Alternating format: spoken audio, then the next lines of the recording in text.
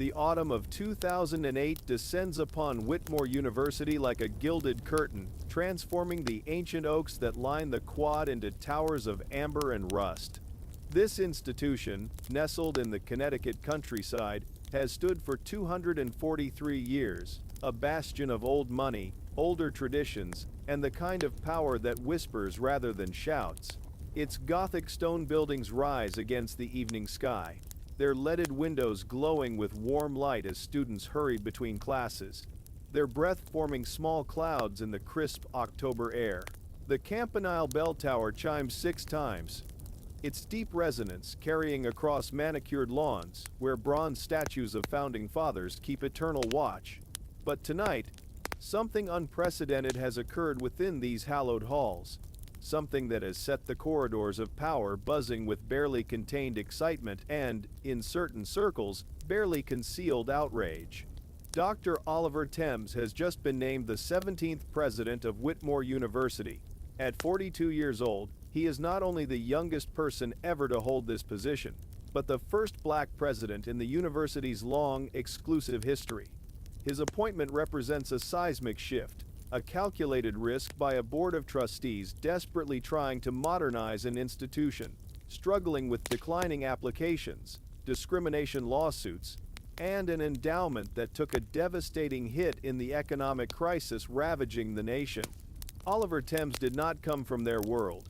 Born in Southside Chicago to a postal worker and a nurse, he built his reputation brick by brick. A full scholarship to Northwestern, a doctorate from Oxford, 15 years transforming struggling liberal arts colleges into thriving academic communities. He speaks 4 languages fluently. He has published 2 books on educational reform that have become required reading in graduate programs across the country. His fundraising abilities are legendary. He once convinced a reclusive tech billionaire to donate $40 million over dinner. He possesses the kind of quiet charisma that makes people lean forward when he speaks, and the strategic mind that earned him comparison to master chess players. But he is an outsider, and everyone knows it. The Faculty Senate meeting has just concluded in Bradbury Hall, the administrative building that has housed university leadership since 1867. Its oak-paneled walls are lined with portraits of previous presidents, 16 stern white men in various styles of formal attire, their eyes following visitors with aristocratic judgment. Tomorrow, Oliver's portrait will begin its journey to join them. As people file out into the marble-floored corridor, their voices echo off vaulted ceilings. Some faces glow with genuine optimism. Others are masks of polite neutrality concealing calculation. And one face, in particular, reveals nothing at all, though behind it, wheels are already turning.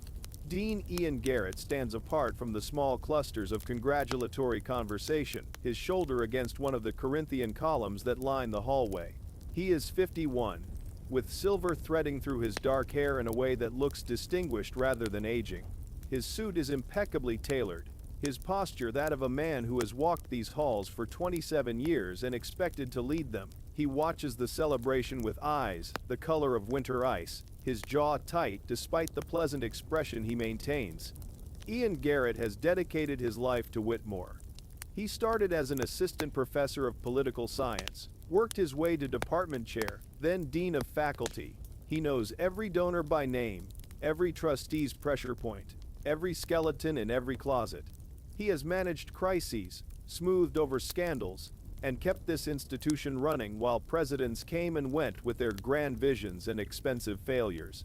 He was promised implicitly, but promised nonetheless that when President Aldrich retired, the position would be his.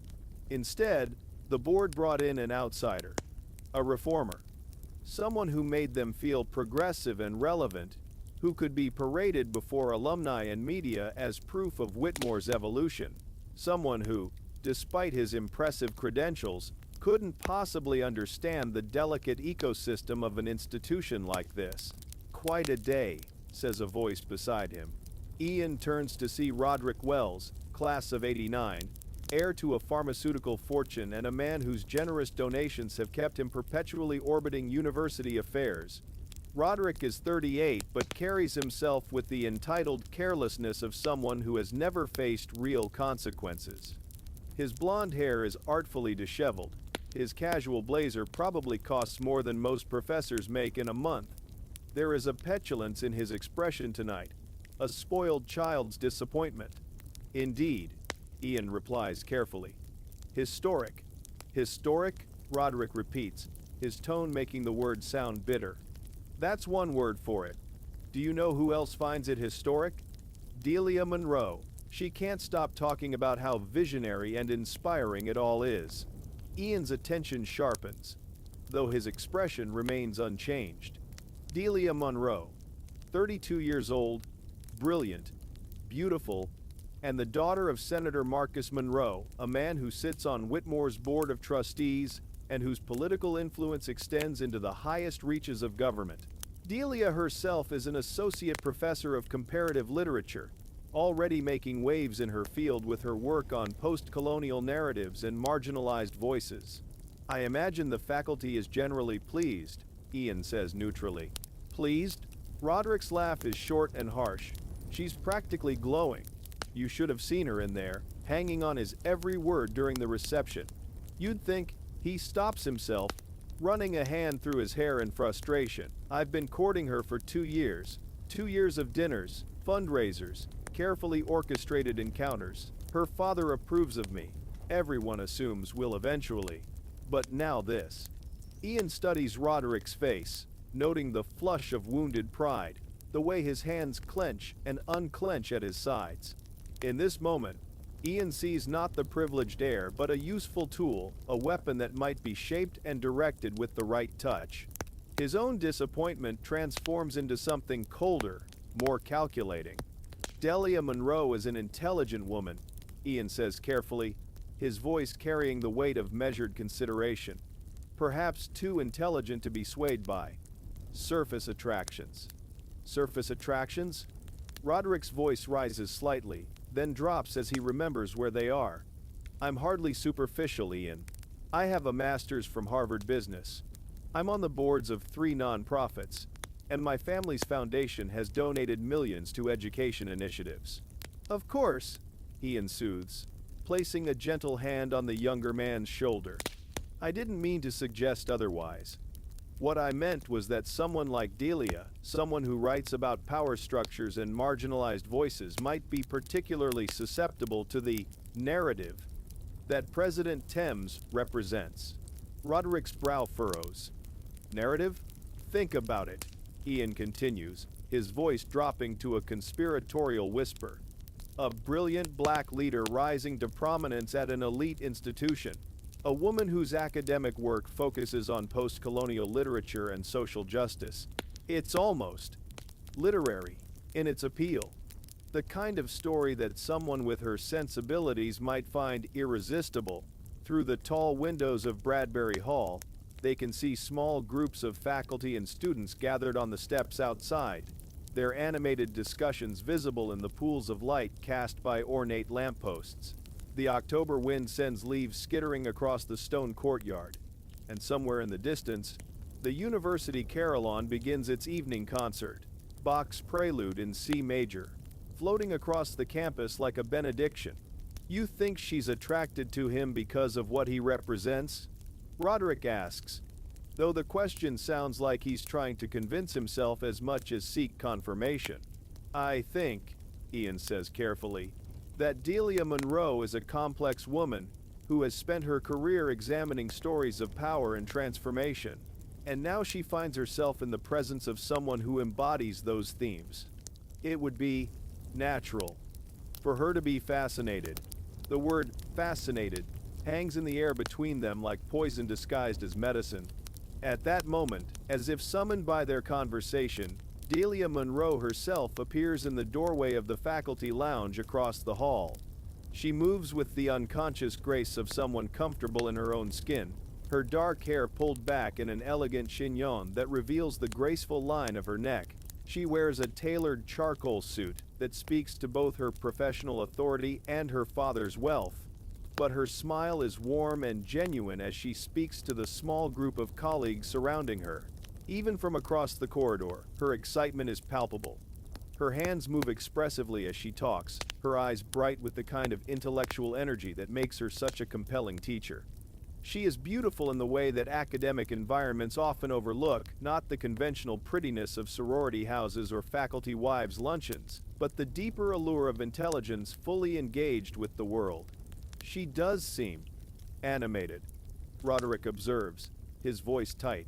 Inspired, I'd say, Ian murmurs. The question is whether that inspiration is purely professional. As they watch, Oliver Thames emerges from the men's room near the faculty lounge, his tall frame filling the doorway. He has changed from his formal suit into khakis and a navy blazer, an attempt, perhaps, to appear more approachable after the ceremonial wait of the afternoon. Even in casual clothes, he carries himself with the quiet confidence of someone who has earned his position through merit rather than inheritance. Delia's group notices him immediately. The conversation pauses, and then she breaks away from her colleagues, crossing the marble floor with quick, decisive steps. She extends her hand to Oliver, and even from their distance, Ian and Roderick can see the warmth of her greeting. "Professor Monroe," Oliver says, his voice carrying clearly in the acoustics of the hallway. "I wanted to thank you for your comments during the Q&A session this afternoon. Your questions about inclusive curriculum development were exactly the kind of challenge I hoped to engage with. Please, call me Delia," she responds. And there's something in her tone, a dropping of formal barriers that suggests this conversation is already moving beyond professional courtesy. "And I should be thanking you. It's been years since I've heard someone in university administration speak so fluently about post-colonial pedagogy." Oliver laughs, a rich sound that echoes off the vaulted ceiling. "Careful, or people will think I'm just trying to impress the brilliant professor." "Are you?" she asks. And though the question is light, there's a directness to it that makes the air between them seem charged. "Absolutely," he admits without hesitation, and they both laugh. From across the hall, Roderick's jaw tightens. They're flirting. They're having an intellectual conversation. Ian corrects, though his tone suggests he agrees with Roderick's assessment. But yes, there does seem to be chemistry. The word drops like a stone into still water, sending ripples of implication through Roderick's already troubled thoughts. Delia and Oliver continue talking, their conversation becoming more animated. She gestures toward a painting on the wall, a 19th century landscape that depicts the university in its early days, all rolling hills and pristine white buildings. They move closer to examine it, their heads bent together in a way that suggests shared fascination with whatever point she's making. "I should go over there," Roderick says suddenly. "Join the conversation." "Should you?" Ian asks quietly. "Think about how that would look. The donor's son inserting himself into a conversation between the new president and a faculty member. Some might see it as presumptuous." Roderick hesitates, his social conditioning at war with his jealousy. "Perhaps," Ian continues, "it would be better to let this moment pass. After all, first impressions matter, and you wouldn't want President Thames to think of you as someone who needs to insert himself into every situation." The subtle poison of these words works its way into Roderick's consciousness, transforming his instinct to act into paralytic uncertainty.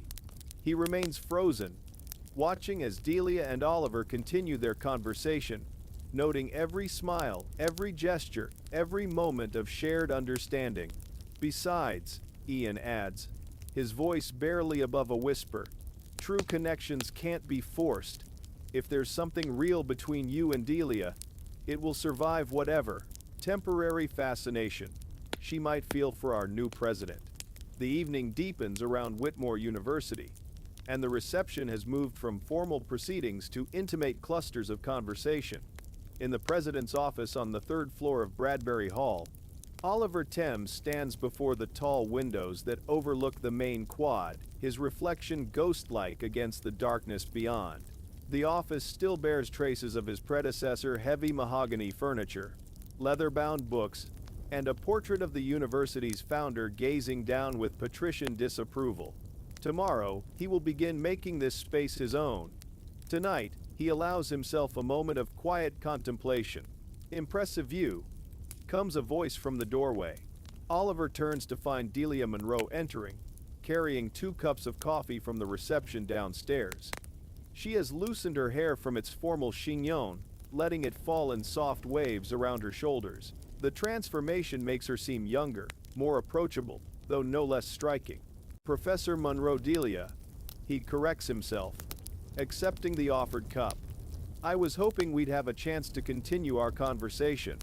About post-colonial pedagogy, she asks, settling into one of the leather chairs across from his desk. Or were you planning to deflect with more charm? Is it working? Oliver asks, taking the chair beside her rather than behind the imposing desk.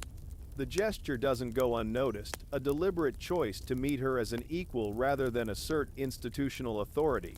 Dangerously well, she admits, her smile genuine. Which worries me. Why? Delia considers this, her fingers tracing the rim of her coffee cup. Because this place Whitmore, it has a way of consuming people. Especially people who come here wanting to change things. The traditions here aren't just customs, they're gravity. They pull everything into orbit around them. Oliver studies her face in the lamplight, noting the intelligence in her dark eyes, the way she chooses her words with the precision of someone who understands their power. And you think I'll be pulled into that orbit? I think you're already fighting against it, she says. The question is whether you'll keep fighting, or whether you'll decide it's easier to let the current carry you along. That's a rather pessimistic view from someone whose father sits on the board of trustees. Especially from someone whose father sits on the board, she corrects. I've watched this place my entire life, Oliver. May I call you Oliver? At his nod, she continues. I've seen brilliant administrators come here full of vision and energy. I've watched them get worn down by budget committees and donor lunches, and the 1,000 small compromises that make innovation impossible. You think that's what happened to President Aldrich?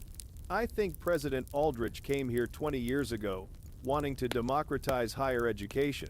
Last year, he presided over a tuition increase that put this place even further out of reach for middle-class families.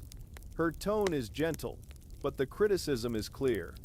Good people can get lost in systems that resist change. Oliver sets down his coffee and leans forward. Then help me not get lost. The simple directness of the request seems to surprise her. In the silence that follows, they can hear the distant sounds of the reception winding down, laughter echoing up from the courtyard, car doors closing as people begin their journeys home. I barely know you, she says finally. Then get to know me. Oliver, she begins, then stops. Do you know what they're saying downstairs? About us having this conversation? I imagine they're saying quite a lot, he replies. And I imagine most of it says more about them than about us. They're saying I'm fascinated by you because you represent some kind of romantic ideal. The outsider who breaks down barriers. The brilliant man of color conquering the ivory tower. Her voice carries a note of frustration, as if I couldn't possibly be interested in you as a person, as if everything I do has to be reduced to some kind of academic theorem. And are you? Fascinated by what I represent? Yes, she says without hesitation. But that's not why I'm here. Why are you here? Delia stands and moves to the window, looking out at the campus spread below them. The Gothic buildings are lit by strategically placed floodlights, their stone facades glowing against the night sky. Students move along the pathways like fireflies, their conversations and laughter carried on the autumn wind. Because when you spoke this afternoon about transforming educational institutions while respecting their essential character, you sounded like someone who's actually thought about what that means. Not someone who's memorized talking points about diversity and inclusion, but someone who understands that real change requires understanding the systems you're trying to change. She turns back to face him. And because when you talked about creating space for voices that have been marginalized, you weren't performing for the audience. You were speaking from conviction. How could you tell? Because I've spent my career studying narratives of power and resistance, I know the difference between authentic voice and performance. She pauses. Also, your hands were shaking slightly when you talked about your first semester at Northwestern. That kind of vulnerability can't be faked. Oliver laughs, surprised by her observation. You're very perceptive. It's my job. And my survival mechanism in places like this. Places like this? Institutions where people like us, people who didn't inherit our positions, people whose presence challenges assumptions, have to prove our right to be here every single day. The weight of shared understanding settles between them. Outside, the carillon begins its nightly concert. The familiar notes of Alma Mater floating across the campus. There's something else, Delia says, her voice softer now. Something I probably shouldn't tell you on your first day as president. What's that? I think Ian Garrett is going to be a problem. Oliver's expression grows more serious. The dean? He seemed supportive during the transition meetings. Ian Garrett has been waiting for the presidency for 5 years. He has allies throughout the administration, relationships with major donors, and an encyclopedic knowledge of every political landmine on this campus. Delia moves back to her chair, leaning forward with the intensity of someone sharing a confidence. He's also brilliant, charming, and absolutely ruthless when he wants something. You think he'll try to undermine me? I think he'll help you succeed exactly as much as necessary to maintain his own position and influence. And if you start making changes that threaten the power structure he's spent decades building, she shrugs. Well? This place has a long history of new presidents who lasted exactly 1 term. The warning hangs in the air between them. Serious and urgent. Oliver considers this, his strategic mind already beginning to map the political landscape he'll need to navigate. Why are you telling me this? Because I think you might actually be able to change things here. And because I'd like to see what this place could become if someone with your vision and integrity actually succeeded. That sounds like you're willing to help. That depends, she says, standing and moving toward the door. Are you planning to be the president who compromises his way into irrelevance, or the one who fights for what he believes in? I guess you'll have to stick around to find out. Delia pauses in the doorway, looking back at him. I guess I will. After she leaves, Oliver remains in the office, the weight of leadership settling around him like the academic robes he'll wear at formal ceremonies. Through the windows, Whitmore University spreads before him in all its Gothic majesty, beautiful, traditional, and resistant to change. But as he thinks about Delia's words, about the challenges ahead and the allies he might need, Oliver feels something he hasn't experienced in years. The thrill of a worthy opponent. This place may have defeated other reformers, but they weren't him. And they didn't have Delia Monroe believing in them. 3 weeks have passed since Oliver Thames's inauguration, and the autumn has settled into Whitmore University like a familiar ritual. The maple trees lining the quad now blaze with scarlet and gold, their leaves carpeting the pathways in rustling layers that crunch beneath the feet of students hurrying between classes. The air carries the crisp promise of winter, mixed with the comforting sense of wood smoke from dormitory fireplaces and coffee from the campus cafes. But beneath the picturesque surface, currents of change flow through the institution's corridors of power. In the faculty dining room of the University Club, a Victorian-era building that serves as the social heart of Whitmore's academic community, Oliver Thames sits across from Dr. Christopher Kane, the newly appointed Associate Provost for Institutional Development.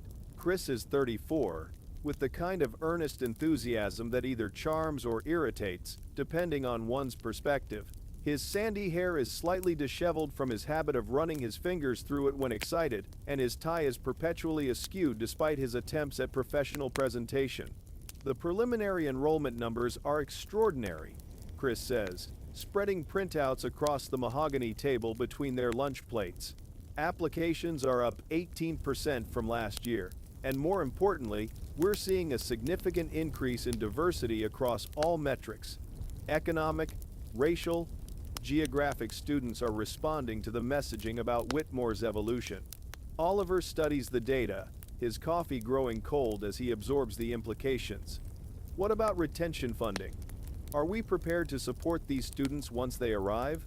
That's where it gets interesting, Chris continues, his voice dropping slightly as he glances around the dining room.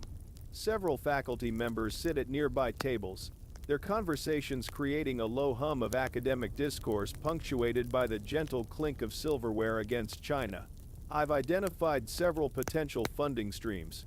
There's a Department of Education grant for first-generation college students that we've never applied for. The Brookstone Foundation has a new initiative for institutional transformation that seems tailor-made for what we're trying to accomplish. And the resistance? Chris's enthusiasm falters slightly. Well, that's more complicated. The curriculum committee is. Let's say they're taking a cautious approach to the new interdisciplinary programs you proposed. Dean Garrett has been very supportive in meetings, but the implementation timeline keeps getting pushed back. Oliver nods, unsurprised. In the 3 weeks since his appointment, he's learned to read the subtle codes of academic resistance. Enthusiastic support in principle, endless complications in practice, committee reviews that stretch into months, budget concerns that materialize whenever change is proposed.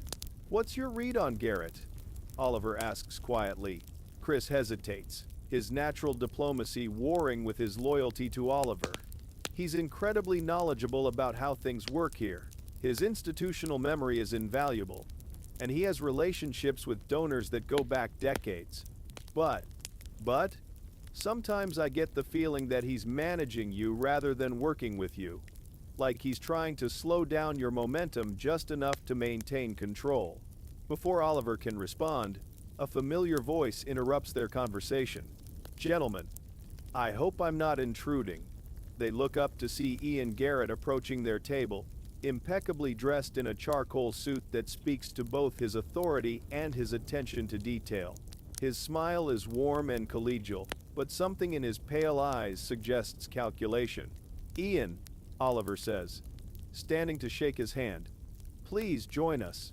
Chris was just updating me on the enrollment projections. Ah, yes, Chris's excellent work, Ian says, settling into the vacant chair with practiced ease. Quite impressive numbers, though I hope we're being realistic about our capacity to serve these new populations effectively. The comment sounds supportive, but Chris catches the subtle implication that his ambitious recruitment might be setting the university up for failure. Actually, Chris responds, his voice gaining confidence. Our projections show that with the additional funding streams I've identified, we'll be able to enhance support services across the board. It's not just about bringing in new students, it's about creating the infrastructure to help them succeed. Of course, Ian agrees smoothly. Though I imagine the board will want to see detailed implementation plans before committing to any major expenditures, particularly given the current economic climate. Oliver watches this exchange with growing awareness of the dynamic at play. Ian isn't directly opposing Chris's initiatives. He's simply raising concerns that sound reasonable but have the effect of slowing momentum. I think Chris's approach is exactly what we need, Oliver says firmly. Bold vision backed by careful planning. Ian, I'd like you to work with him on expediting the committee review process. Absolutely, Ian replies without hesitation. Though of course we'll need to be mindful of faculty governance structures. We wouldn't want to appear to be circumventing established processes. There it is again, agreement that somehow manages to reinforce the very obstacles it claims to address. Speaking of faculty governance, Ian continues. I had an interesting conversation with Senator Monroe yesterday. Oliver's attention sharpens. About? Oh, nothing official. Just a social call. He mentioned how pleased he is with Delia's enthusiasm for your administration. Apparently, she's been quite vocal about your vision for the university. The comment hangs in the air, innocuous on the surface, but carrying subtle implications. Chris looks confused by the apparent non sequitur, but Oliver understands immediately. Ian is letting him know that people are talking about his relationship with Delia, and that these conversations are reaching the highest levels of university governance. Professor Monroe has been very supportive of the new initiatives, Oliver says carefully. Her expertise in curriculum development has been invaluable. Indeed, Ian agrees. Though I hope you'll forgive an old friend's concern about appearances. This institution runs on relationships, and perception can be as important as reality. What exactly are you suggesting? Nothing specific, Ian says with a diplomatic smile. Simply that in a place like Whitmore, personal and professional relationships can become complicated very quickly. I'm sure you understand. The warning is delivered with such apparent goodwill that it's almost possible to miss the threat beneath it. Almost. Chris, meanwhile, has been looking back and forth between the two men, sensing tension he doesn't fully understand. I should probably get going, he says, gathering his papers. I have a meeting with the admissions committee in 20 minutes. Of course, Ian says, rising as Chris prepares to leave. And Chris? Excellent work on those enrollment projections. Very ambitious. After Chris departs, Ian settles back into his chair, his demeanor becoming more relaxed, more intimate. Bright young man, he observes. Tremendous energy. Sometimes I worry that enthusiasm might outpace judgment, but that's the privilege of youth, isn't it? Chris knows what he's doing, Oliver replies. Oh, I'm sure he does. Though between you and me, there are some concerns about his rapid promotion. Associate provost is a significant position for someone with so little experience at this level. Some faculty members are questioning the decision. Oliver feels the familiar tightness in his chest that comes with recognizing manipulation, but he keeps his expression neutral. What kind of concerns? Nothing serious, Ian says with a dismissive wave. Simply the usual resistance to change. Though I did hear one rather troubling comment from Professor Hartwell in economics. Something about favoritism and the appearance of preferential treatment for younger administrators. The poison is subtle but effective. Ian has just planted the suggestion that Oliver's support for Chris might be seen as poor judgment, while positioning himself as the helpful colleague who's reluctantly sharing difficult information. I appreciate you bringing this to my attention, Oliver says. Of course, we're all on the same team here. Ian glances at his watch, a gesture that seems casual but is precisely timed. I should let you get back to your day, though I did want to mention one more thing. Yes? There's a donor reception next Friday evening. The Whitmore Society's annual autumn gathering. It would be an excellent opportunity for you to solidify relationships with some of our most important supporters. Ian pauses. I took the liberty of suggesting that you might want to attend with someone who could help navigate the social complexities. Someone with connections to the donor community. Such as, well, naturally, many of our major supporters have children or grandchildren in the area. Building those intergenerational relationships can be invaluable. Ian's smile becomes almost paternal.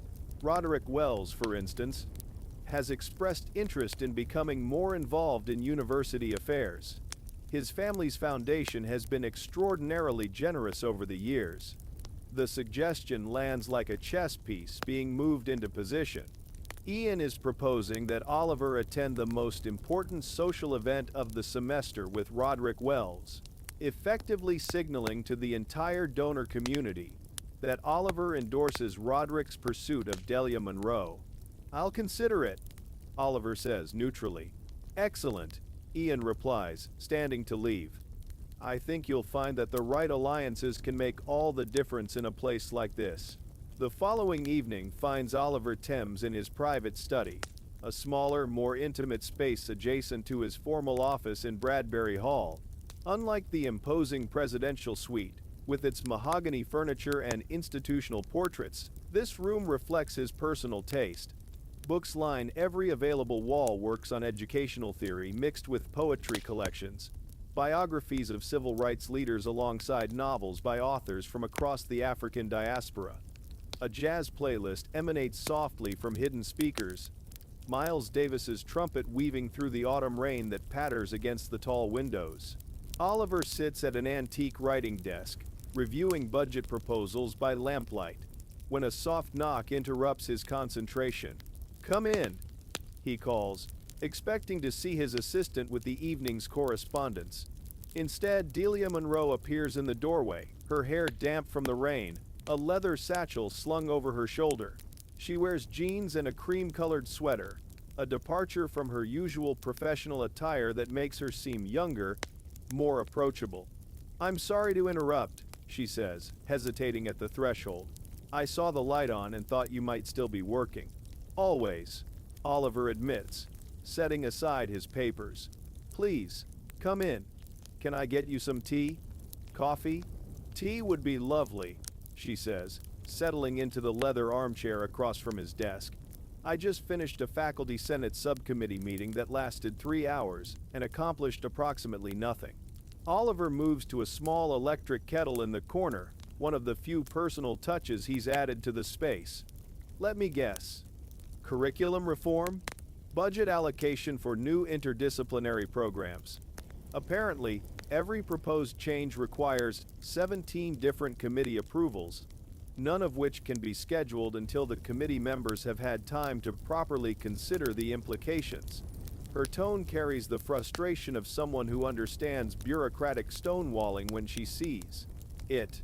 "Welcome to academic administration," Oliver says, preparing 2 cups of Earl Grey.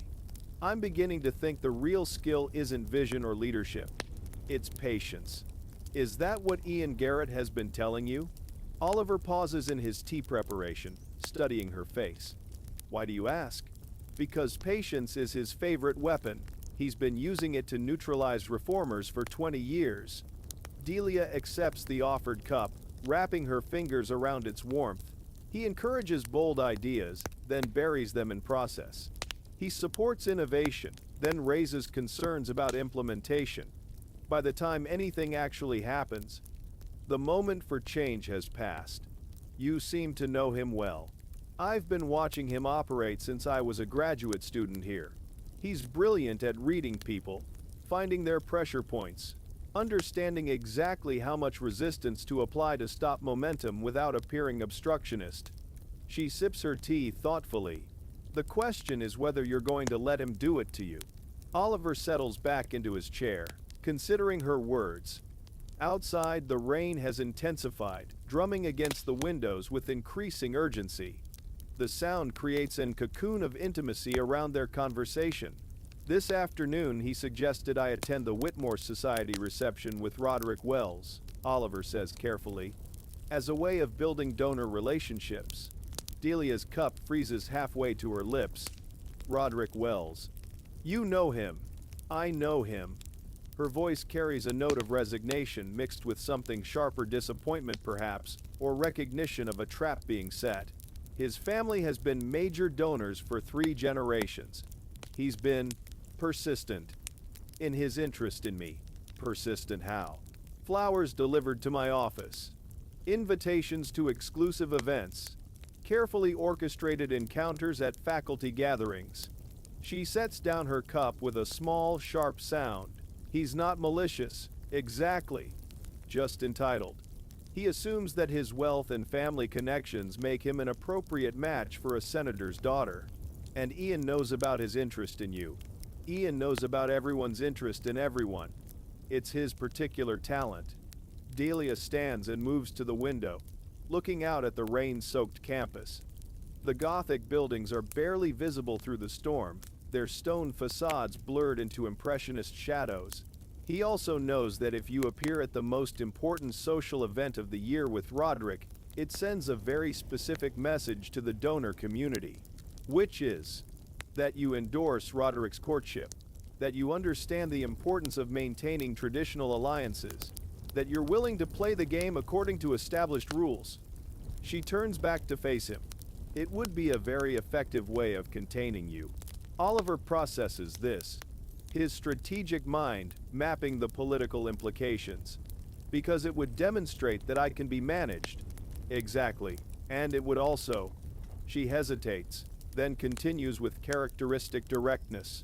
It would signal that whatever relationship might be developing between us is not something you take seriously. The words hang in the air between them, acknowledging what has been growing unspoken for weeks. Oliver rises from his chair and crosses to where she stands by the window. "And what if I do take it seriously?" he asks quietly. "Then you need to understand what that means," she replies, her voice steady despite the intensity of the moment. "It means Ian Garrett will use our relationship as a weapon against you. It means donors like the Wells family will question your judgment. It means every professional decision you make will be viewed through the lens of personal motivation. You're saying I should attend the reception with Roderick. I'm saying you need to decide what matters more, political expediency or personal integrity."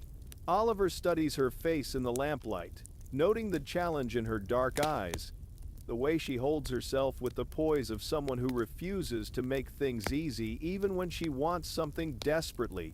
"What would you do?" he asks. "In my position, I would remember that people like Ian Garrett maintain power by convincing everyone else that compromise is inevitable, that the system can't be changed, only navigated." Her voice grows stronger, more passionate. "I would remember that every transformative leader in history faced the choice between acceptance and authenticity, and I would choose authenticity, even if it makes your job harder, especially then." She steps closer to him, close enough that he can see the flecks of gold in her brown eyes. "Because if you compromise on this, if you let Ian orchestrate your personal life to serve his political agenda, what makes you think you'll find the strength to fight him on the things that really matter?" The question strikes at the heart of Oliver's deepest fears about leadership, not failure, but the gradual erosion of principle that turns visionaries into functionaries. "There's something else," Delia continues. "Something you should know before you make your decision." "What's that?" "Roderick came to see me yesterday. He's convinced that your interest in me is some kind of political calculation, that you're using me to build relationships with the board of trustees through my father's influence." Oliver feels a surge of anger. He said that? Ian suggested it to him. Very subtly, of course, just raising concerns about appearances, questioning motivations, planting seeds of doubt. Delia's expression grows sad. "Roderick wants to believe it because it's easier than accepting that I might genuinely prefer someone else. Ian encourages him to believe it because it serves his purposes, which are to isolate you, to make you doubt yourself and your alliances, to create enough chaos and suspicion that you become dependent on his guidance to navigate the social complexities of this place." The manipulation is elegant in its complexity, turning Oliver's potential allies against each other while positioning Ian as the indispensable mediator. "So, what do we do?" Oliver asks. Delia reaches out and takes his hand, her touch warm and sure. "We refuse to let him control the narrative. We make our own choices based on our own values. And we trust that people of integrity will recognize the difference between authentic connection and political maneuvering, even if it costs us, especially if it costs us, because the alternative is becoming the kind of people we never wanted to be." Outside, the storm intensifies, but inside the study, surrounded by books and soft jazz, and the growing certainty of shared purpose, Oliver feels something he hasn't experienced since his appointment, the confidence that he's exactly where he belongs, with exactly the right person beside him. "In that case," he says, raising her hand to his lips, "I think the Whitmore Society is about to meet the real Oliver Thames." The Whitmore Society reception unfolds in the grand ballroom of the University Club, like a tableau of institutional power and old money elegance. Crystal chandeliers cast warm light over mahogany-paneled walls lined with portraits of distinguished alumni, while waiters in white jackets navigate between clusters of well-dressed guests carrying silver trays of champagne and canapes. The autumn evening has turned crisp and clear after yesterday's storm, and through the tall French doors, the campus spreads out under a canopy of stars, the Gothic buildings illuminated like ancient monuments to learning and tradition. Oliver Thames arrives alone, a decision that ripples through the gathered crowd like a stone dropped into still water. He moves through the reception with quiet confidence, his black tuxedo impeccably tailored, greeting donors and alumni with the kind of focused attention that makes each person feel uniquely valued. But his choice to attend unescorted, particularly without Roderick Wells, sends a clear message to everyone who understands the social codes of such gatherings. Ian Garrett watches from across the room, his expression pleasant and controlled, even as his pale eyes track Oliver's every movement. He stands in conversation with Mrs. Eleanor Whitmore Ashford, the elderly dowager whose family name graces half the buildings on campus, her diamonds catching the chandelier light as she gestures emphatically about something that clearly agitates her. "Such an interesting choice," she says, her voice carrying the authority of someone whose opinions have shaped university policy for decades. "A new president attending the Whitmore Society reception alone. In my day, such events were understood to be opportunities for building relationships, not making statements. Perhaps President Thames simply wanted to focus entirely on the evening's important conversations," Ian replies diplomatically.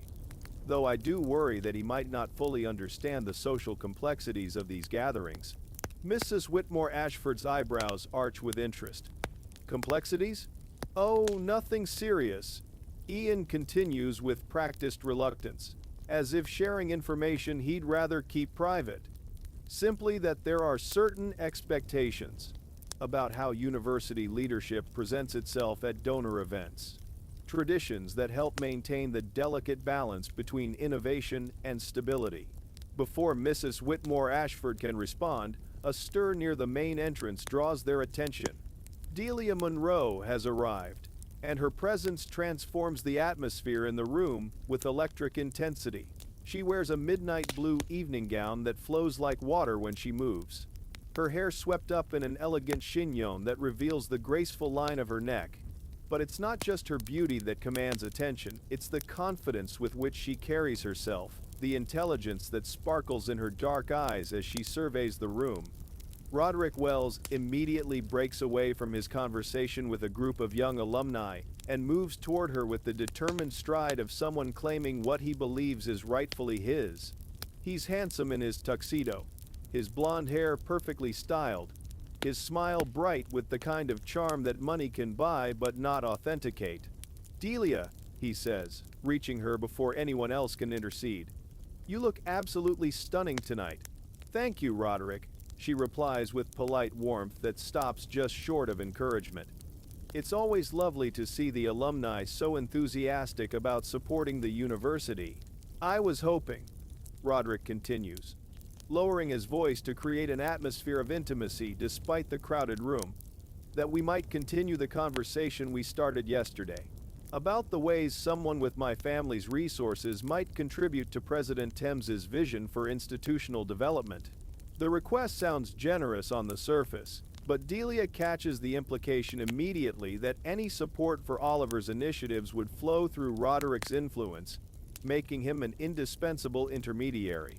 "That's very generous," she says carefully, "though I think President Thames prefers to work directly with potential supporters rather than through intermediaries." Roderick's smile tightens almost imperceptibly. "Of course, though sometimes having the right advocate can make all the difference in how proposals are received by the broader donor community." Across the room, Oliver has been drawn into conversation with Senator Marcus Monroe, Delia's father.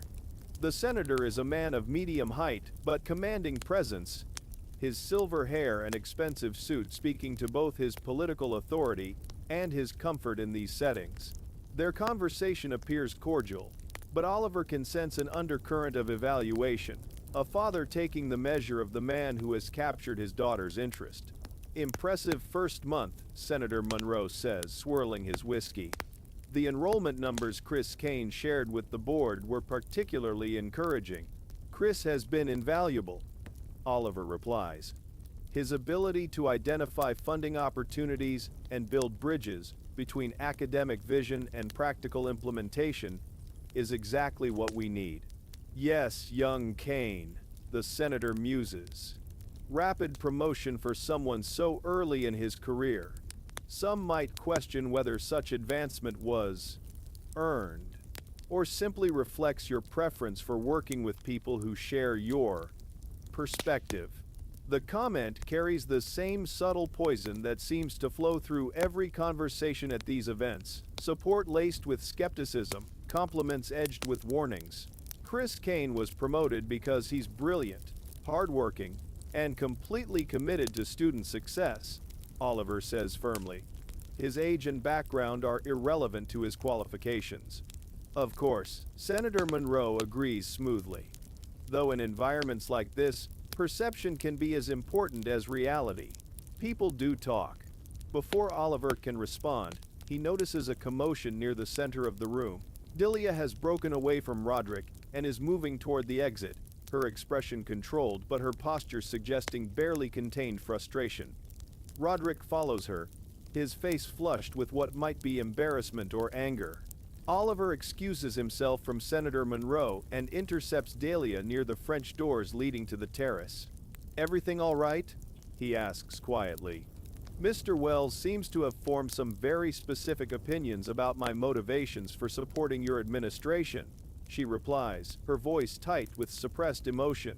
"He's convinced that I'm using you to advance some kind of political agenda, and he's equally convinced that you're using me to gain access to my father's influence."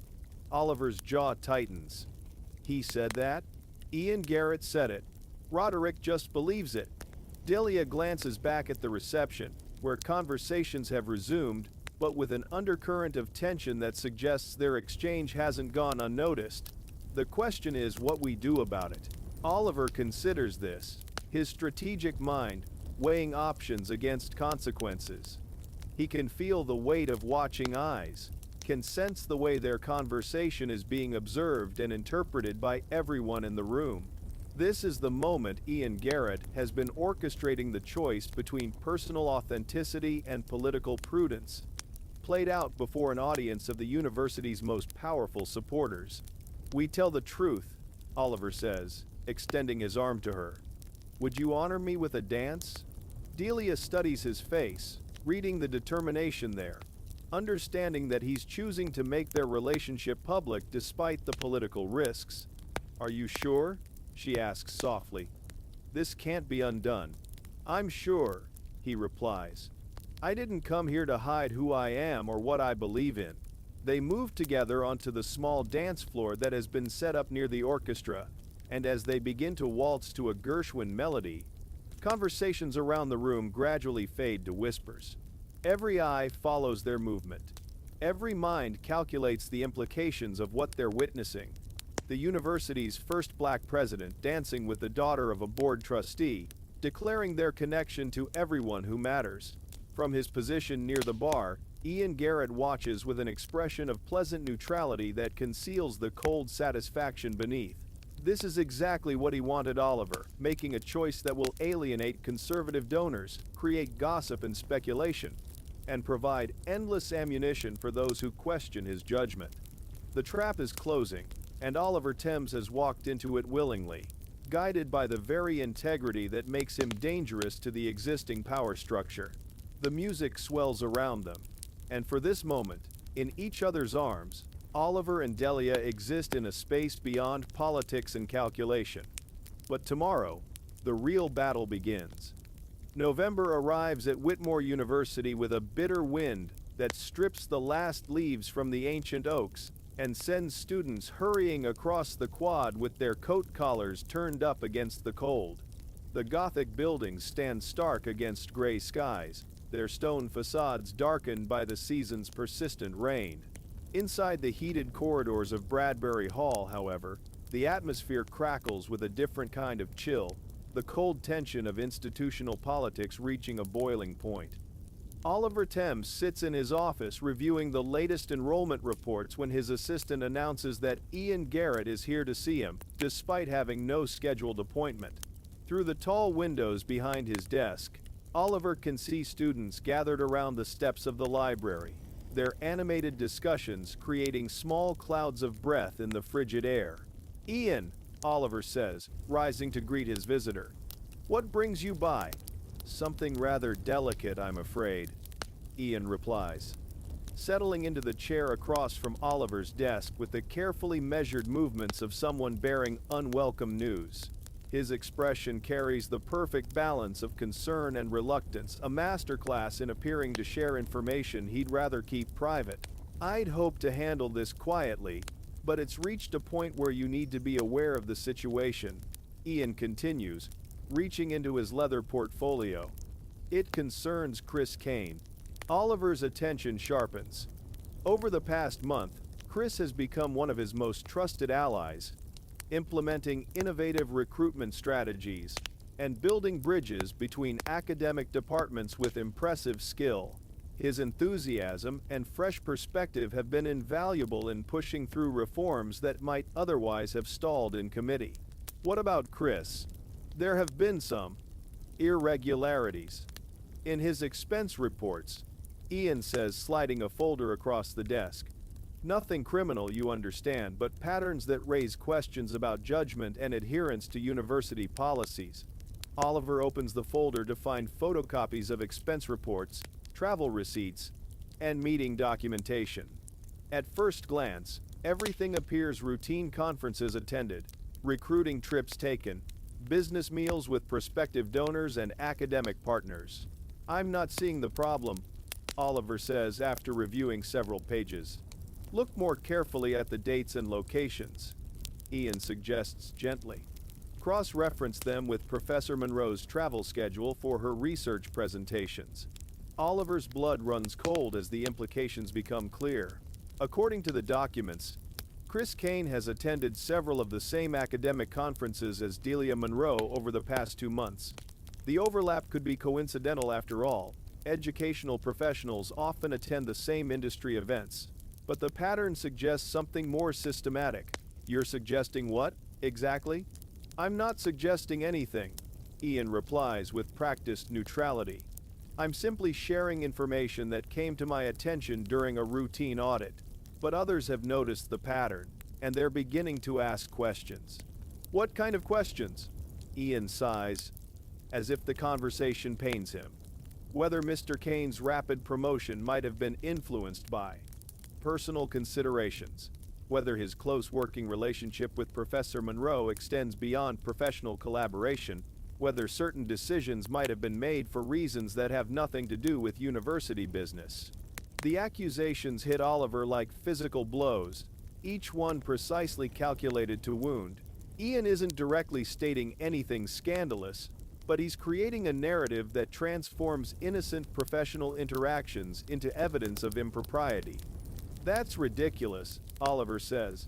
But even as he speaks, he can feel doubt beginning to creep into his certainty. The documents before him do show an unusual pattern of shared travel, and Chris has mentioned Delia's insights and recommendations frequently in their meetings. I thought so too, Ian agrees sympathetically. Which is why I haven't shared these concerns with the board. But yesterday, Mrs. Whitmore Ashford specifically asked me about the appropriateness of Mr. Kane's promotion and whether due diligence was properly conducted regarding potential conflicts of interest. The mention of Mrs. Whitmore Ashford, one of the university's most influential donors, adds weight to Ian's concerns. Her disapproval could affect funding streams that keep entire academic departments operational. Furthermore, Ian continues, his voice dropping to a confidential whisper. There are rumors circulating among certain faculty members about Professor Monroe's influence over administrative decisions. People are beginning to question whether personal relationships are affecting professional judgment. Oliver stares at the documents, his mind racing through conversations and interactions he'd previously viewed as positive collaboration. Chris's enthusiasm for Delia's curriculum recommendations, her detailed knowledge of his recruitment strategies, their animated discussions about educational theory that sometimes seem to extend beyond purely academic interest. What do you recommend? Oliver asks, the words feeling like surrender even as he speaks them. Temporary administrative leave for Mr. Kane while a proper investigation is conducted, Ian suggests. It protects both him and the university, while ensuring that all questions are answered thoroughly and transparently. That would destroy his career. Failing to investigate would destroy yours. Ian replies with gentle firmness. Oliver, I understand your loyalty to the people you've brought into this administration, but institutional credibility must come first. If these concerns aren't addressed properly, they'll metastasize into something much more damaging. Through the window, Oliver watches students crossing the quad in small groups, their conversations earnest and animated. These are the young people he came here to serve, students whose futures depend on his ability to maintain the university's reputation and financial stability. If Ian is right about donor concerns, if there really are questions about Chris's qualifications and behavior, then addressing them becomes a matter of institutional responsibility. I'll need to review everything more carefully, Oliver says finally. Of course, Ian agrees, rising from his chair. And Oliver, I hope you understand how difficult this conversation has been for me. Chris is a fine young man, and I genuinely hope these concerns prove unfounded. But in my experience, these situations rarely resolve themselves without decisive action. After Ian leaves, Oliver remains at his desk, staring at the expense reports and trying to make sense of what he's seeing. The rational part of his mind recognizes that attendance at the same conferences isn't evidence of wrongdoing. But another part, the part that remembers every slight, every questioning look, every subtle challenge to his authority since taking office, begins to wonder if he's been naive about the relationships around him. His phone rings, interrupting these dark thoughts. Oliver, Delia's voice is warm and familiar, a welcome contrast to the cold implications of Ian's visit. I was hoping we could grab coffee this afternoon. I have some exciting updates about the interdisciplinary program proposals. Actually, Oliver says, his voice more formal than he intends, I think we should maintain some professional distance for a while. There are political considerations that require careful handling. The silence that follows stretches long enough for him to hear his own heartbeat. I see, Delia says finally, her tone carefully controlled. Did something happen? Nothing specific. Just the usual institutional complexities. Oliver, if someone has said something to you, I have to go, he interrupts, unable to bear the hurt in her voice. We'll talk soon. He hangs up before she can respond, then sits alone in his office as the November afternoon fades to gray, the documents spread before him like evidence of betrayals he's only beginning to understand.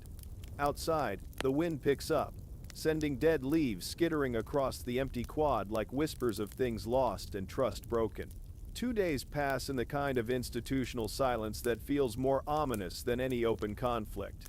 The corridors of Bradbury Hall echo with hushed conversations that cease abruptly when Oliver approaches, and faculty meetings carry an undercurrent of tension that makes every discussion feel fraught with hidden meaning. The November cold has settled deep into the Gothic stonework of the campus, and even the heated buildings seem unable to shake the chill that pervades every interaction. Chris Kane sits in his cluttered office in the basement level of the administration building, surrounded by stacks of recruitment materials and grant applications that represent weeks of intensive work. His usually optimistic demeanor has been replaced by visible anxiety as he reviews the same expense reports that Ian Garrett shared with Oliver, trying to understand what could possibly be problematic about routine academic travel. A knock on his door interrupts his brooding, and he looks up to see Delia Monroe standing in the doorway, her expression troubled. Chris, do you have a moment? Of course, he says, gesturing to the single chair across from his desk. Though I have to warn you, I'm not very good company these days. Delia settles into the chair, noting the scattered papers and the dark circles under Chris's eyes. What's going on? You've been avoiding faculty meetings, and Oliver has been.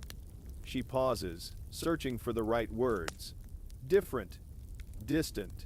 Chris runs his hands through his already disheveled hair. Someone's been asking questions about my travel schedule, about whether I've been using university resources appropriately.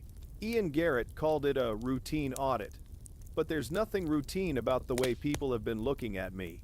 What kind of questions?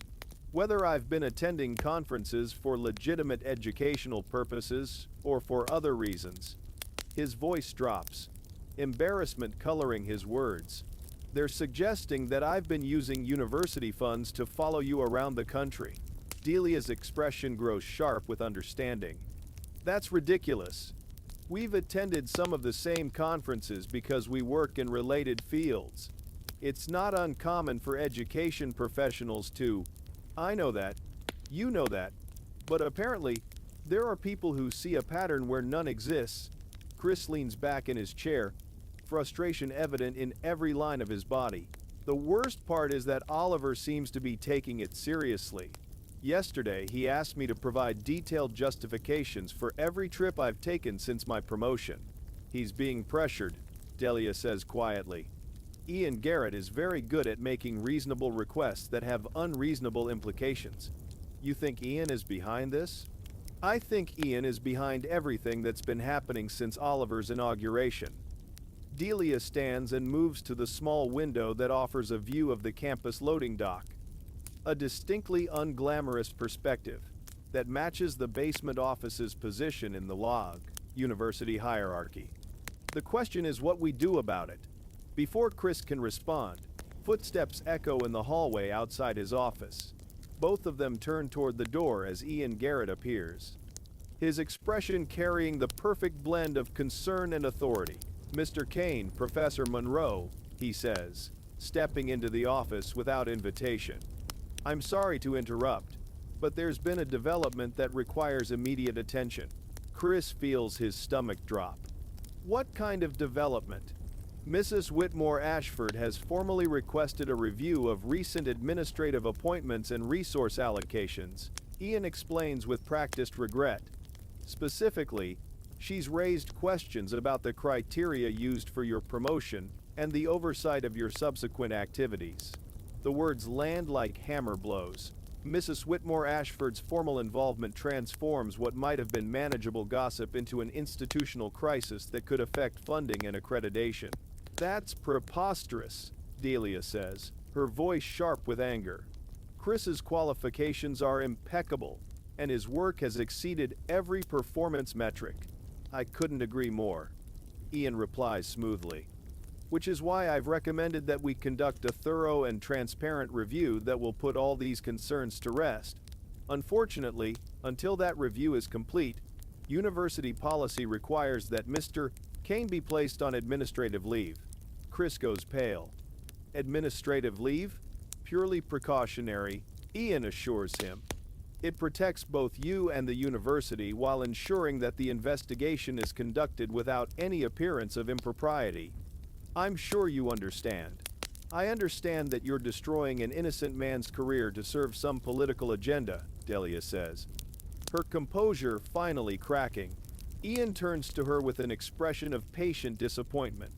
Professor Monroe, I realize this is difficult, particularly given your professional relationship with Mr. Kane. But surely you can see that your advocacy on his behalf only reinforces the concerns that have been raised. The implication hits like a physical blow that Delia's defense of Chris is evidence of the inappropriate relationship they're accused of having. My advocacy is based on his merit as an administrator and my respect for his character, she says coldly. Of course, Ian agrees with the tone of someone humoring a child. Though I hope you'll understand why others might interpret it differently, particularly in light of your shared travel patterns and collaborative projects. Chris looks back and forth between them, finally understanding the scope of what's happening. This isn't just about his expense reports or his rapid promotion. It's about using him as leverage against both Delia and Oliver, creating a scandal that implicates everyone who threatens the existing power structure. You're using me, he says, his voice flat with realization. I'm protecting the institution. Ian corrects gently. Sometimes that requires difficult decisions. No, Chris says, standing up with sudden determination. You're orchestrating this entire situation. You've taken routine professional interactions and twisted them into something sordid. You've manipulated legitimate concerns into weapons against people who are trying to make this place better. Ian's expression doesn't change, but something cold flickers in his pale eyes. Mr. Kane, I understand that you're upset, but accusations and conspiracy theories won't help your case. What would help is taking responsibility for any lapses in judgment and cooperating fully with the review process. The offer hangs in the air: confess to wrongdoing he didn't commit, implicate Delia in an affair that doesn't exist, and perhaps salvage some version of his career. I won't confess to something I didn't do, Chris says firmly. That's your choice. Ian replies with a shrug that suggests the decision is of no consequence to him. Though I should mention that President Thames has already signed the administrative leave paperwork. Security will escort you from the building within the hour. The casual cruelty of this revelation that Oliver has already abandoned him without even a conversation hits Chris harder than any formal accusation. He sinks back into his chair, the fight draining out of him as he realizes how completely he's been outmaneuvered. Delia watches this exchange with growing horror, understanding that she's witnessing the destruction of an innocent man's career and the systematic isolation of everyone who might support meaningful change at Whitmore. This isn't over, she tells Ian quietly. I sincerely hope not. He replies with a smile that doesn't reach his eyes. The university benefits from passionate advocates for institutional improvement. I trust you'll continue to channel that passion in constructive directions. The warning is clear: fall in line, or face the same treatment as Chris Kane. After Ian leaves, Delia and Chris sit in stunned silence, listening to the sounds of normal university life continuing in the corridors above them. Students laughing, professors discussing lecture plans, administrators handling routine business, all of it carrying on, while careers are destroyed and dreams are systematically dismantled in basement offices. I have to call Oliver, Chris says finally. He won't take your call, Delia replies with bitter certainty. Ian's made sure of that. Outside the small window, a university maintenance truck rumbles past, carrying away the semester's accumulated detritus. The symbolism feels appropriate: another cleanup operation, another inconvenient obstacle removed from the path of institutional continuity. The trap is closing, and everyone caught inside it is beginning to understand just how carefully it was constructed. The evening sky over Whitmore University has turned the color of old pewter, heavy with the promise of the season's first snow. In his presidential office, Oliver Thames stands at the tall windows watching students hurry across the quad, their forms dark against the pale stone pathways. The Gothic buildings around him seem to press closer in the fading light, their shadows stretching across the campus like fingers of judgment. On his desk lies a manila envelope that arrived an hour ago via campus mail, marked only with his name in block letters. Inside, photographs. High-resolution images taken with a telephoto lens, showing Delia and Chris in what appears to be intimate conversation at a conference in Boston 2 weeks ago. Their heads bent together over documents, their body language suggesting familiarity and shared purpose. In one image, Chris's hand rests briefly on Delia's shoulder as he points to something on her laptop screen. Innocent professional interaction captured at precisely the right angle to suggest something far more damaging. Oliver has been staring at these photographs for 30 minutes, his rational mind warring with emotions he thought himself incapable of feeling. Jealousy, betrayal, the bitter recognition that he may have been played for a fool by people he trusted completely. A soft knock interrupts his dark contemplation. Come in, he calls, not turning from the window. Oliver? Delia's voice carries concern and confusion. Your assistant said you wanted to see me urgently. He turns to face her, noting how beautiful she looks in the lamplight, how the burgundy sweater she wears brings out the warmth in her dark eyes. For a moment, his resolve wavers.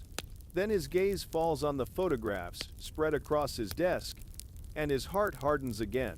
Please, sit down, he says, his voice carefully controlled.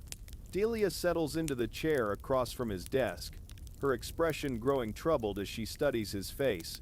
What's wrong? You look betrayed, he supplies. moving to his desk and gathering the photographs into a neat stack. Used.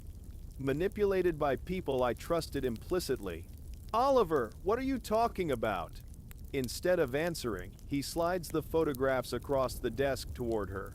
Delia picks them up with growing confusion, her brow furrowing as she studies each image. I don't understand, she says finally.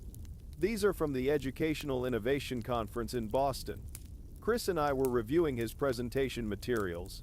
What's understanding dawns in her eyes, followed immediately by hurt.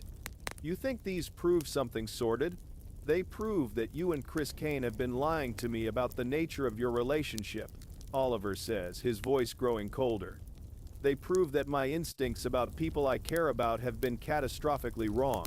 Delia sets the photographs down carefully, her movements deliberate and controlled despite the emotion flickering across her features. Who gave you these? Does it matter? It matters because someone has been very carefully manipulating your perception of innocent professional interactions. Her voice carries the sharp edge of intellectual clarity, cutting through emotional chaos. Look at these images, Oliver. Really look at them. What do you see? I see two people who have been conducting an affair while using me as cover for their professional advancement, he replies. But even as he speaks, doubt creeps into his certainty. You see two colleagues reviewing presentation materials at an academic conference, Delia corrects firmly. You see selective documentation designed to create a false narrative about people who threaten someone's power structure. Oliver wants to believe her. Every instinct that made him fall in love with her intelligence and integrity argues for her innocence. But Ian's careful preparation has done its work too well, planting seeds of doubt that have grown into choking weeds of suspicion. The travel records don't lie, he says. The pattern of conferences, the shared hotels, our time, the completely normal professional behavior of two educators working in related fields. Delia interrupts, rising from her chair with sudden energy. Oliver, listen to yourself. You're constructing a conspiracy theory based on the fact that Chris and I sometimes attend the same academic conferences. And the late-night meetings in his office? The private conversations that end abruptly when I walk into a room? Oliver's voice rises despite his efforts to maintain control. The way you defend him with such passion, such personal investment, the way I defend anyone being systematically destroyed by institutional politics, Delia shoots back. The same way I defended you when people questioned your qualifications and your motives. The comparison hits Oliver like a physical blow. But instead of opening his eyes to the manipulation he's experiencing, it only feeds his growing paranoia. So, you're saying I should be grateful that you chose me over him? I'm saying you should be ashamed that you're willing to believe photographs and gossip over everything you know about my character. Delia's composure finally cracks, and tears of frustration begin to gather in her eyes. I'm saying that whoever is orchestrating this destruction of your administration has found your weakness and is exploiting it perfectly. My weakness? Your fear that you don't deserve the love and loyalty of the people around you. Your conviction that someone like me couldn't possibly choose someone like you for authentic reasons. Her voice grows softer, sadder. Your inability to trust that what we have together is real and strong enough to survive institutional pressure. The words strike at the heart of Oliver's deepest insecurities. The imposter syndrome that has followed him through every achievement. The voice that whispers that his success is temporary and his relationships are fragile constructions that will collapse under scrutiny. Don't, he says quietly. Don't try to make this about my psychological vulnerabilities. This is about evidence, about patterns of behavior that suggest you've been brilliantly manipulated by someone who understands exactly how to turn your greatest strengths against you. Delia finishes. Your integrity, your loyalty, your commitment to doing the right thing, all of it weaponized to make you destroy the relationships that could help you succeed. Oliver stares at her, his mind reeling between competing interpretations of everything that has happened over the past weeks. In one version, he's the victim of elaborate psychological warfare designed to isolate and control him. In another, He's the fool who trusted people who were using him for their own advancement. I can't, he says finally, his voice barely audible. I can't risk everything I've worked for on the possibility that I'm wrong about what I'm seeing. Then you've already lost everything that matters, Delia replies, her voice breaking with disappointment. Because without trust, without the willingness to believe in the people who love you, all the professional success in the world is just elaborate loneliness. She moves toward the door, then pauses, looking back at him one final time. When you finally understand what's really happening here, when you see how completely you've been manipulated, I hope you'll remember that some of us were trying to fight for you, not against you. After she leaves, Oliver sits alone in his office as darkness settles over the campus. The photographs remain scattered across his desk, their images now seeming less damning and more ambiguous in the lamplight. But the damage is done. The poison has done its work, and the isolation that Ian Garrett has so carefully constructed is nearly complete. Outside, the first snowflakes of winter begin to fall, covering the Gothic stones of Whitmore University in a blanket of deceptive purity. December arrives at Whitmore University like an uninvited guest, bringing with it the kind of bone-deep cold that makes even the heated stone corridors of Bradbury Hall feel hostile and unwelcoming. The campus has taken on the austere beauty of winter, bare oak branches etched against gray skies, Gothic buildings wearing mantles of snow, and students hurrying between classes with their breath-forming crystalline clouds in the frigid air. But beneath this postcard perfection, the institution itself seems to be slowly fracturing under pressures that most of its community cannot even name. Oliver Thames has become a ghost haunting his own administration. He arrives at his office before dawn and leaves long after the campus has emptied, avoiding faculty gatherings and social events with the single-minded focus of someone who believes isolation equals safety. The confident, visionary leader who took office 3 months ago has been replaced by a man who questions every conversation, analyzes every gesture, and sees betrayal lurking behind every friendly smile. This morning finds him standing before his office window, watching maintenance crews clear snow from the pathways while reviewing termination paperwork for Chris Kane. The young administrator's formal dismissal, couched in bureaucratic language about budgetary restructuring and administrative efficiency, represents the final severing of ties to anyone who might challenge the narrative that has taken hold in Oliver's mind. Difficult decisions. Comes a familiar voice from the doorway. Oliver turns to see Ian Garrett entering with 2 cups of coffee and the sympathetic expression he has perfected over weeks of careful psychological manipulation. Ian moves like a man completely at ease in these surroundings, his expensive suit immaculate despite the winter weather, his silver hair styled with the kind of attention to detail that speaks to someone who understands the importance of appearance in institutional power dynamics. The board approved the restructuring? Oliver asks, accepting the offered coffee without enthusiasm. Unanimously, Ian confirms, settling into his customary chair across from the presidential desk.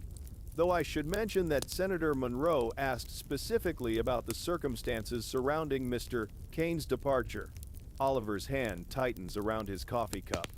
What did you tell him? The truth that budgetary constraints require difficult personnel decisions, and that Mr. Kane's position was eliminated as part of a broader administrative reorganization.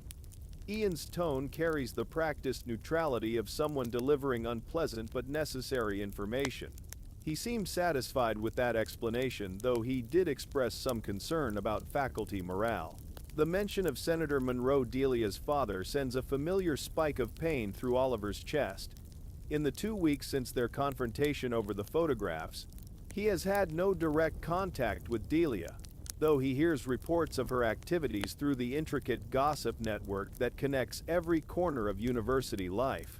She has thrown herself into her teaching and research with renewed intensity, publishing papers and giving lectures with the kind of focused productivity that suggests someone channeling personal turmoil into professional achievement. There is one other matter, Ian continues, his voice dropping to the confidential tone that Oliver has learned to dread.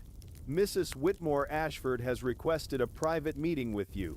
This afternoon, if possible. Oliver feels his stomach tighten. Eleanor Whitmore Ashford's requests are never casual social calls. They are summons from someone who expects her opinions to be treated as institutional policy. What does she want? She was rather cryptic, but she mentioned concerns about leadership stability and the need for course correction. Ian pauses, allowing the implications to settle. I suspect she wants to discuss the direction of your presidency and whether current distractions might be affecting your effectiveness. The euphemism is delicate but clear, Mrs. Whitmore Ashford has been monitoring Oliver's personal life and professional decisions, and she has formed opinions about both. Distractions. Oliver. Ian says gently, you've been practically invisible for the past 2 weeks. Faculty meetings, donor events, student organizations, you've canceled or avoided most of your scheduled engagements. People are beginning to wonder if you're fully committed to the position. The criticism stings because it carries the uncomfortable weight of truth. Oliver has been avoiding public appearances, partly out of embarrassment about the Chris Kane situation, and partly because he no longer trusts his ability to navigate the social complexities of university leadership without making catastrophic mistakes. I've been focusing on strategic planning and administrative efficiency, he replies defensively. Of course, Ian agrees. But leadership is about more than policy development. It's about presence, about inspiring confidence in your vision and your judgment. He leans forward slightly, his pale eyes reflecting what appears to be genuine concern. The rumors about your relationship with Professor Monroe have created uncertainty about your priorities. Some people are questioning whether personal complications might be affecting your decision-making. Oliver sets down his coffee cup with enough force to create a sharp sound that echoes in the quiet office. What rumors? Nothing specific, Ian says with practiced reluctance. Simply the usual speculation that accompanies any unconventional relationship between senior administrators and faculty members. People wonder about conflicts of interest, about whether professional decisions might be influenced by personal considerations. There is no relationship, Oliver says firmly. I ended any personal involvement weeks ago. Yes, I heard about that. Ian replies with apparent sympathy.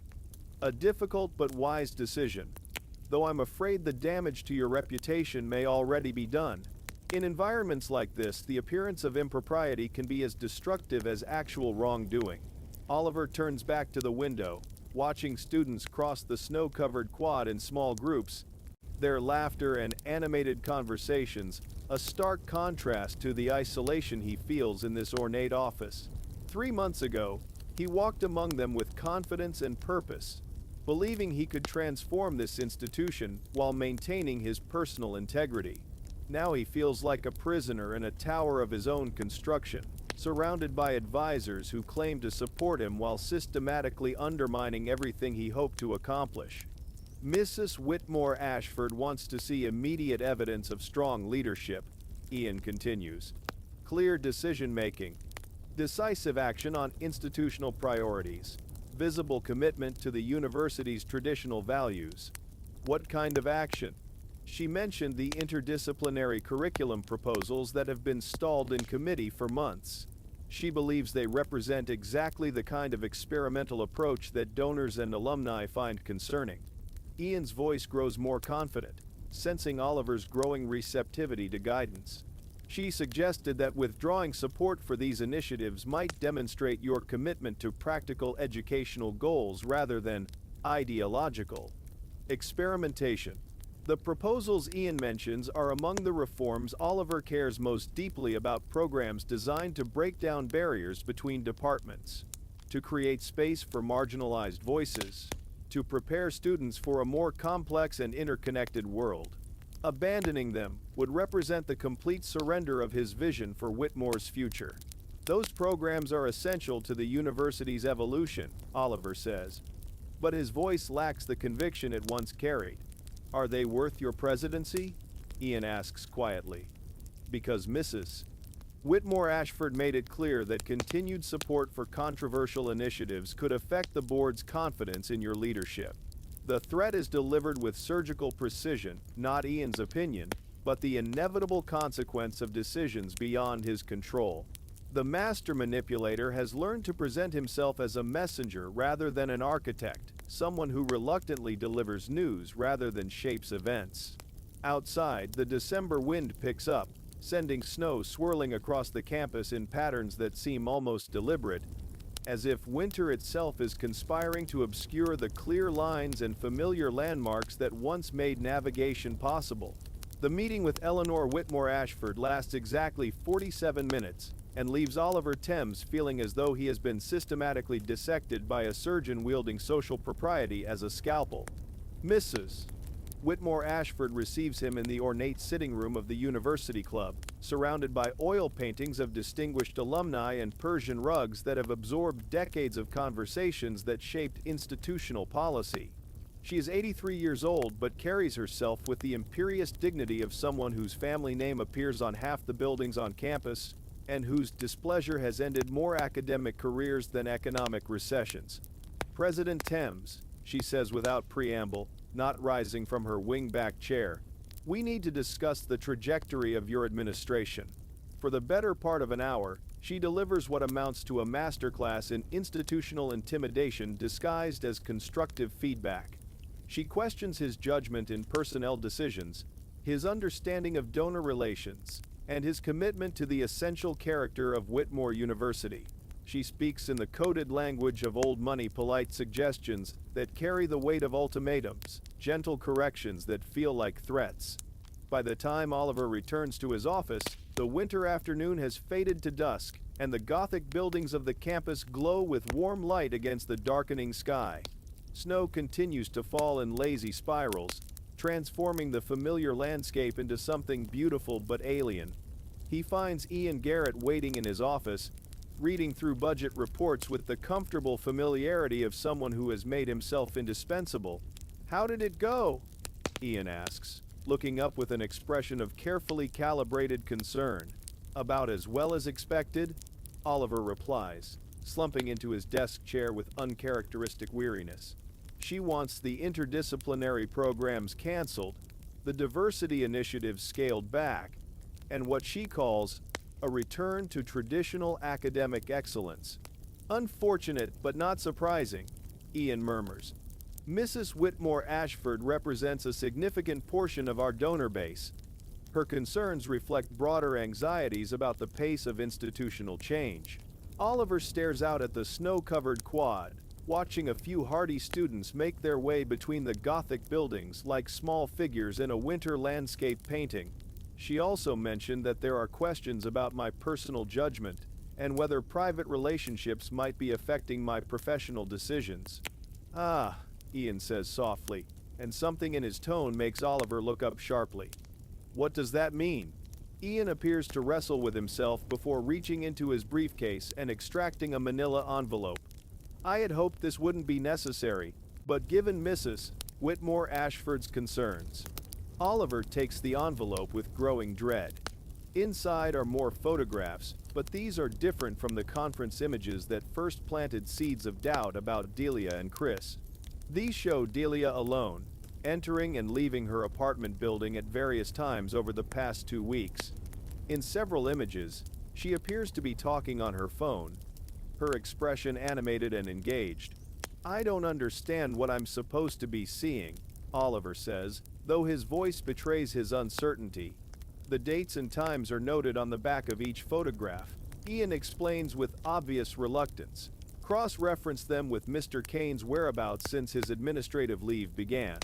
Oliver flips the photographs over and feels his blood run cold. The timestamps correspond exactly to periods when Chris Kane would have been free to meet or call, and in one image, Delia appears to be holding what could be interpreted as a small wrapped package. "Someone has been conducting surveillance on Professor Monroe?" Oliver asks, his voice barely above a whisper. "Not surveillance," Ian corrects gently. "Simply documentation of activities that might be relevant to ongoing institutional concerns."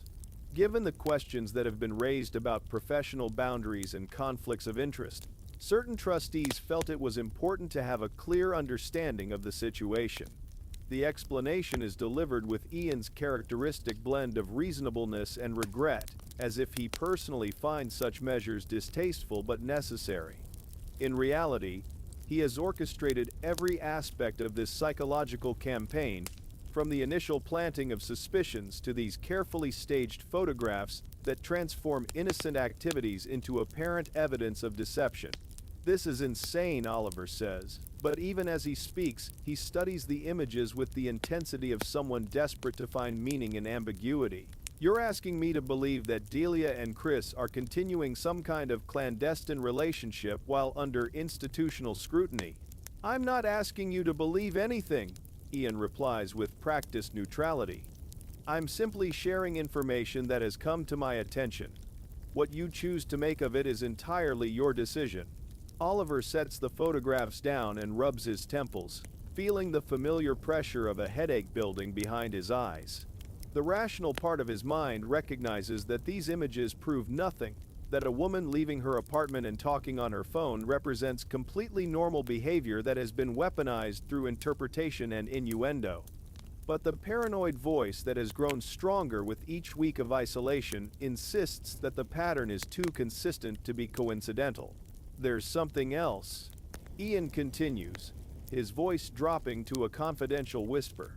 Yesterday afternoon, Professor Monroe submitted a formal request to take sabbatical leave for the spring semester. She claims it's to focus on research, but the timing raises questions. What kind of questions? Whether she might be planning to leave Whitmore permanently. Whether the pressure of recent events has made her position here untenable.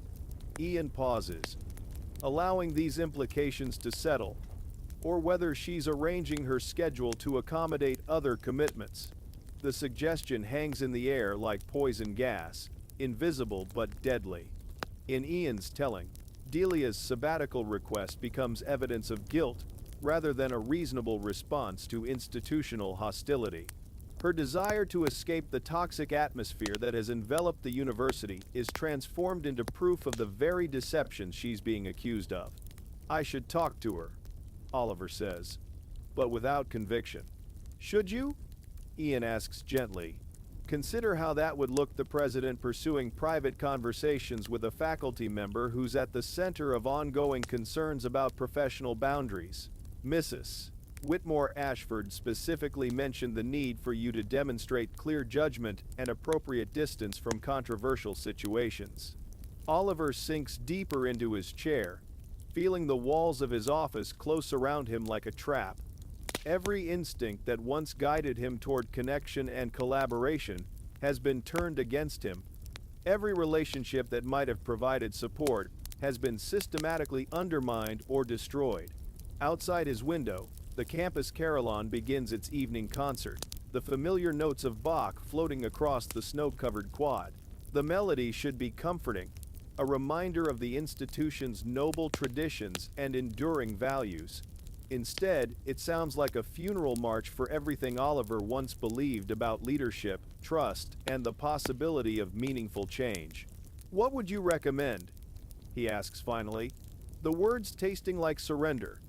Ian leans forward with the expression of someone who takes no pleasure in delivering difficult counsel. Distance yourself completely from Professor Monroe and the entire situation. Focus on rebuilding confidence with the board and major donors. Demonstrate that your presidency is about institutional leadership, not personal relationships. And if she's innocent? If I'm destroying an innocent woman's career based on speculation and manufactured evidence? Then you're making the hard choices that leadership requires, Ian replies with quiet conviction. Sometimes protecting the institution means accepting that individuals, even individuals we care about, must be sacrificed for the greater good. The philosophy is seductive in its apparent pragmatism, and in his current state of isolation and doubt, Oliver finds himself nodding in agreement, even as some deeper part of him recoils from what he's contemplating. Snow continues to fall outside, covering the campus in deceptive beauty while something essential and irreplaceable dies in the overheated silence of the presidential office. 2 days later, the emergency faculty meeting convenes in the main auditorium of Whitmore's Alumni Hall, a space typically reserved for graduation ceremonies and major university announcements. The December morning light filters through tall, stained glass windows, casting patterns of colored light across the assembled faculty members who fill the ornate wooden seats with an atmosphere of nervous anticipation. Word has spread through the academic community that President Thames intends to make significant announcements about the direction of the university, though no one knows exactly what to expect. Oliver Thames stands at the podium, looking like a man who has aged years in a matter of weeks.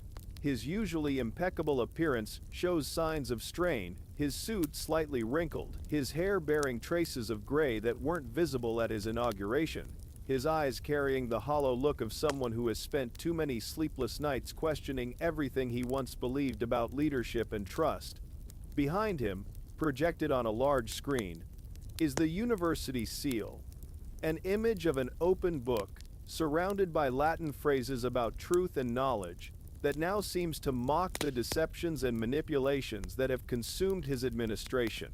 Thank you all for attending on such short notice. Oliver begins, his voice echoing in the acoustics of the auditorium. I've called this meeting to address concerns that have been raised about the direction of recent initiatives and to announce changes that will ensure our continued commitment to academic excellence and institutional side integrity.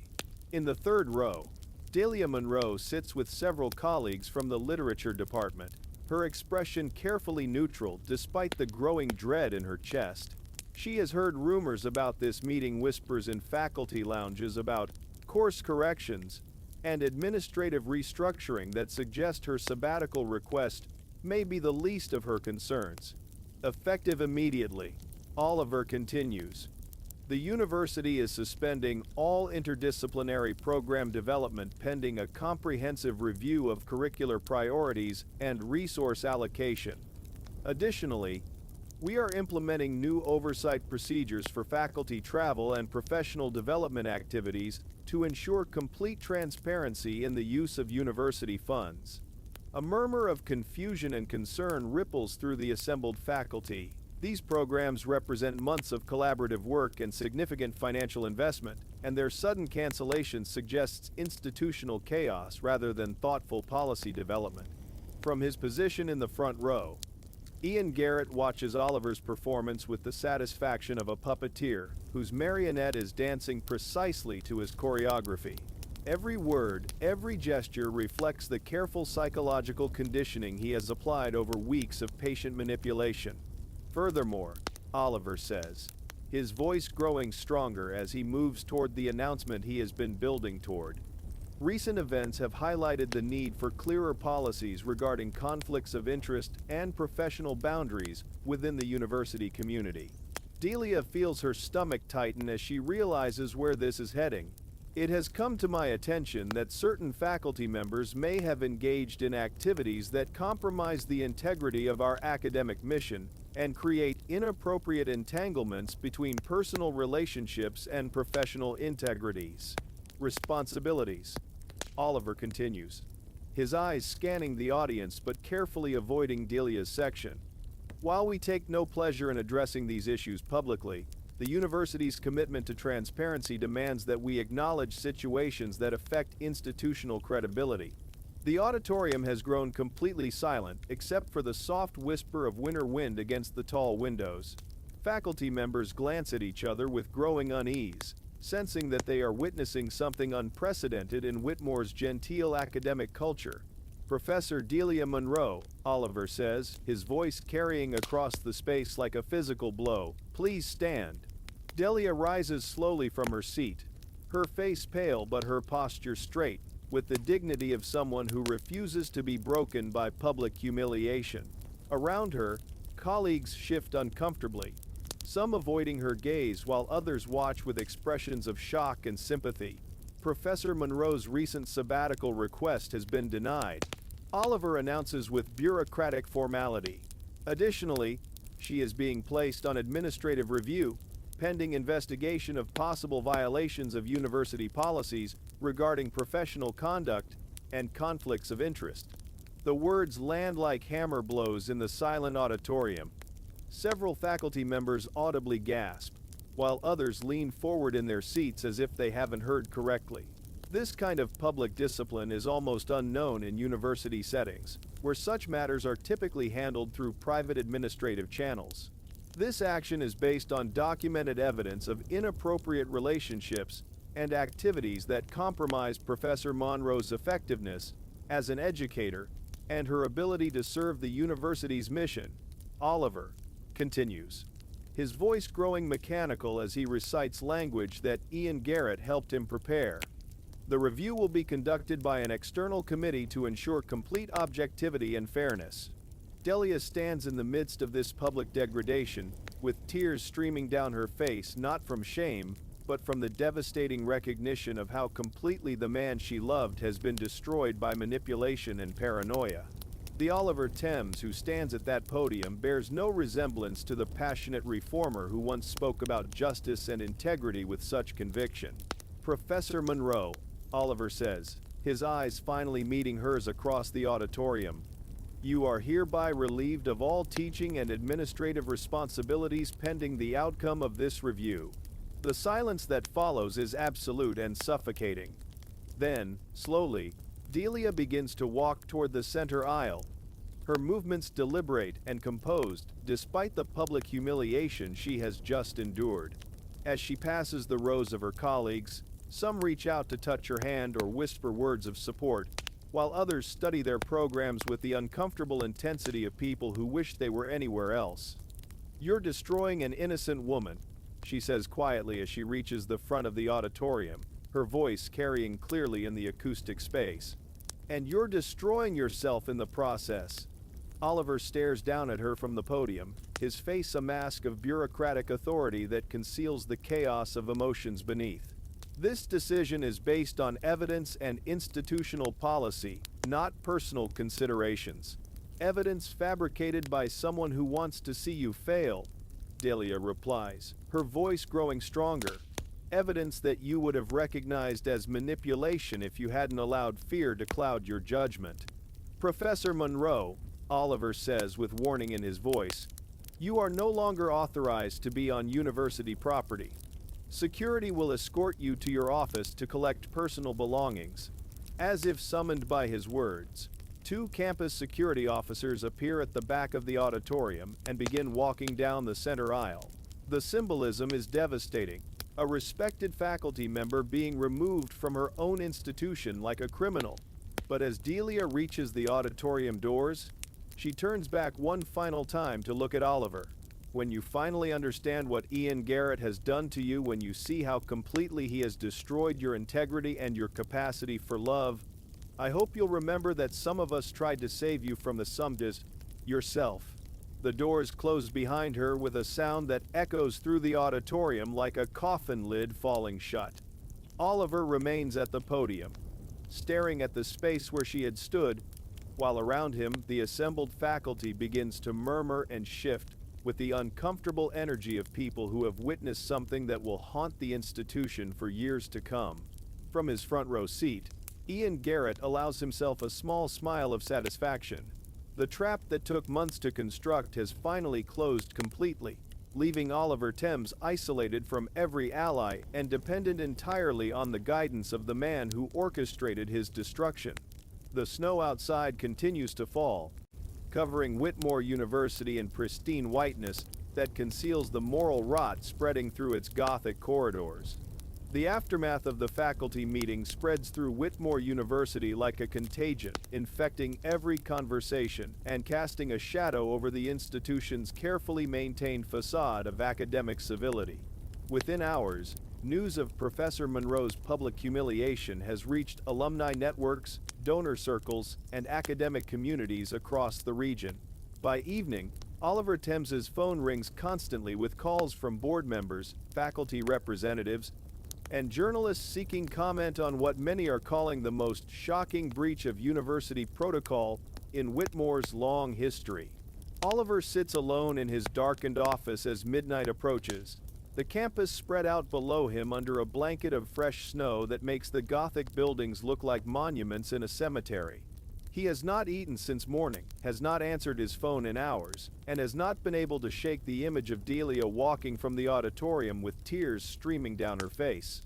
The man who once commanded rooms with his vision and integrity now feels like a hollow shell, mechanically performing actions that seem disconnected from any coherent purpose.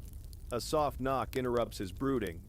"Come in," he calls, expecting his night security guard with the evening reports.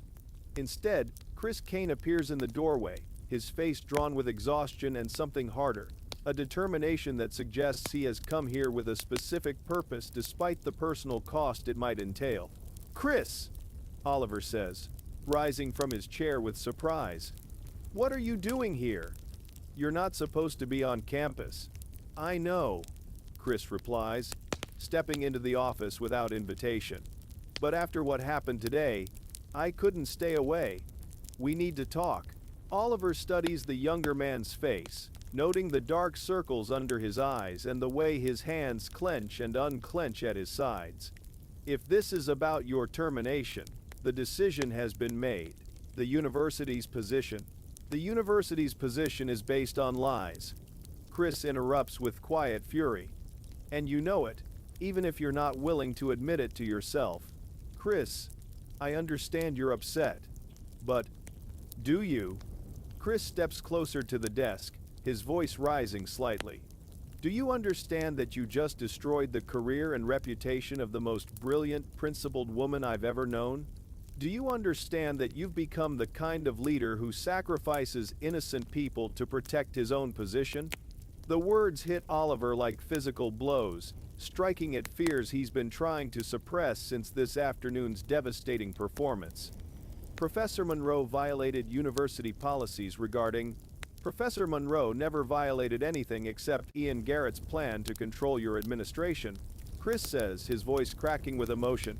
"Oliver, I'm going to tell you something, and I need you to listen without interrupting, without defending yourself, without rationalization." Oliver sinks back into his chair, something in Chris's tone compelling attention despite his exhaustion. "Delia Monroe has never been anything but a professional colleague and a loyal friend to both of us," Chris continues. "Every conference we attended together was legitimate academic business.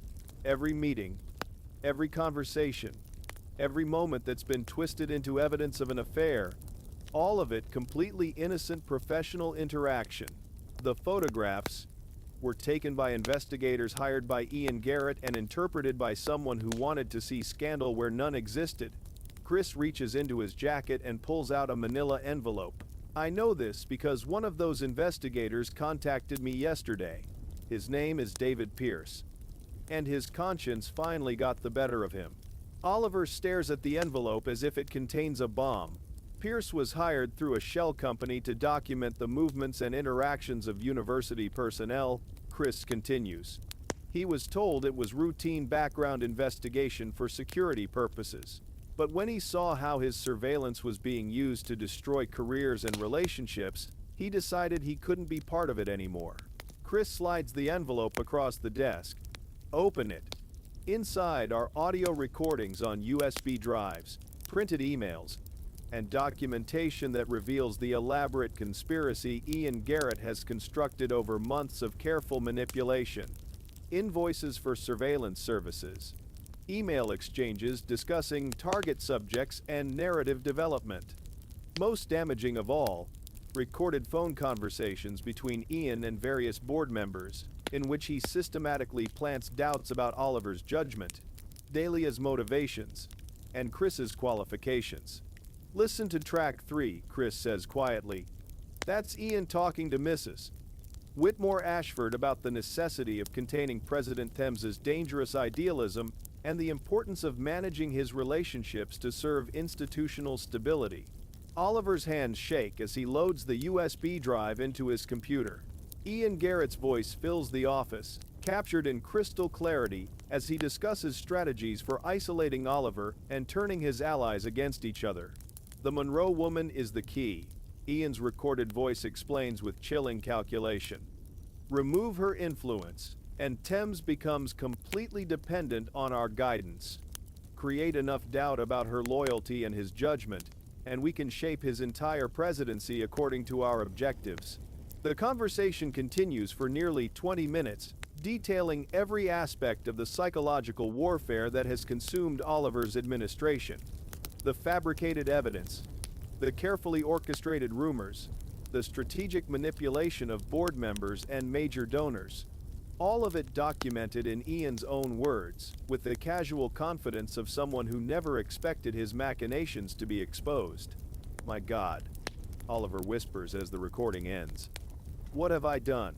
You've been brilliantly and systematically manipulated by someone who understands power better than anyone I've ever met," Chris replies. "But that doesn't excuse what you did to Delia today. That doesn't undo the public humiliation you put her through, or the career you've destroyed." Oliver buries his face in his hands, the full weight of his betrayal crashing down like an avalanche. "She tried to warn me. She tried to tell me what Ian was doing. And you chose to believe the lies because they felt safer than trusting people who actually cared about you," Chris finishes. "You chose paranoia over love, suspicion over faith." The silence that follows is broken only by the wind rattling the windows and the distant sound of snowplows clearing the campus pathways. Finally, Oliver looks up, his eyes red with unshed tears. "Can you ever forgive me?" "It's not my forgiveness you need to worry about," Chris replies. "The question is whether you can live with what you've done, and whether you have the courage to make it right." "How? How do I make this right?" "You start by destroying Ian Garrett's career the same way he destroyed yours. You expose every lie, every manipulation, every corrupt action he's taken to maintain power in this institution." Chris stands and moves toward the door. "Then you resign your presidency with whatever dignity you have left, and you spend the rest of your life trying to atone for the damage you've done to people who trusted you." After Chris leaves, Oliver sits alone with the devastating evidence of his own manipulation and the terrible knowledge that his greatest tragedy isn't professional failure, it's the recognition that he has become exactly the kind of leader he once despised. Outside, the snow continues to fall, but it can no longer hide the moral wasteland his choices have created. Dawn breaks gray and unforgiving over Whitmore University, the December morning light filtering through storm clouds that promise more snow. The Gothic buildings stand like silent witnesses to the institutional crisis that has erupted overnight. As word of Chris Kane's revelation spreads through the academic community with viral intensity, by 7 a.m., emergency board meetings are being convened via conference call, and by 8, media vans have begun gathering at the university gates like vultures drawn to carrion. Oliver Thames has not slept. He sits in his office surrounded by the damning evidence that Chris delivered. Each USB drive and document representing another nail in the coffin of his presidency and his faith in his own judgment. The recordings play on repeat in his mind, Ian Garrett's voice coldly discussing strategies for containing and managing the man he was supposedly serving. The casual cruelty of it, the years of planning, the systematic destruction of everything Oliver believed about leadership and integrity.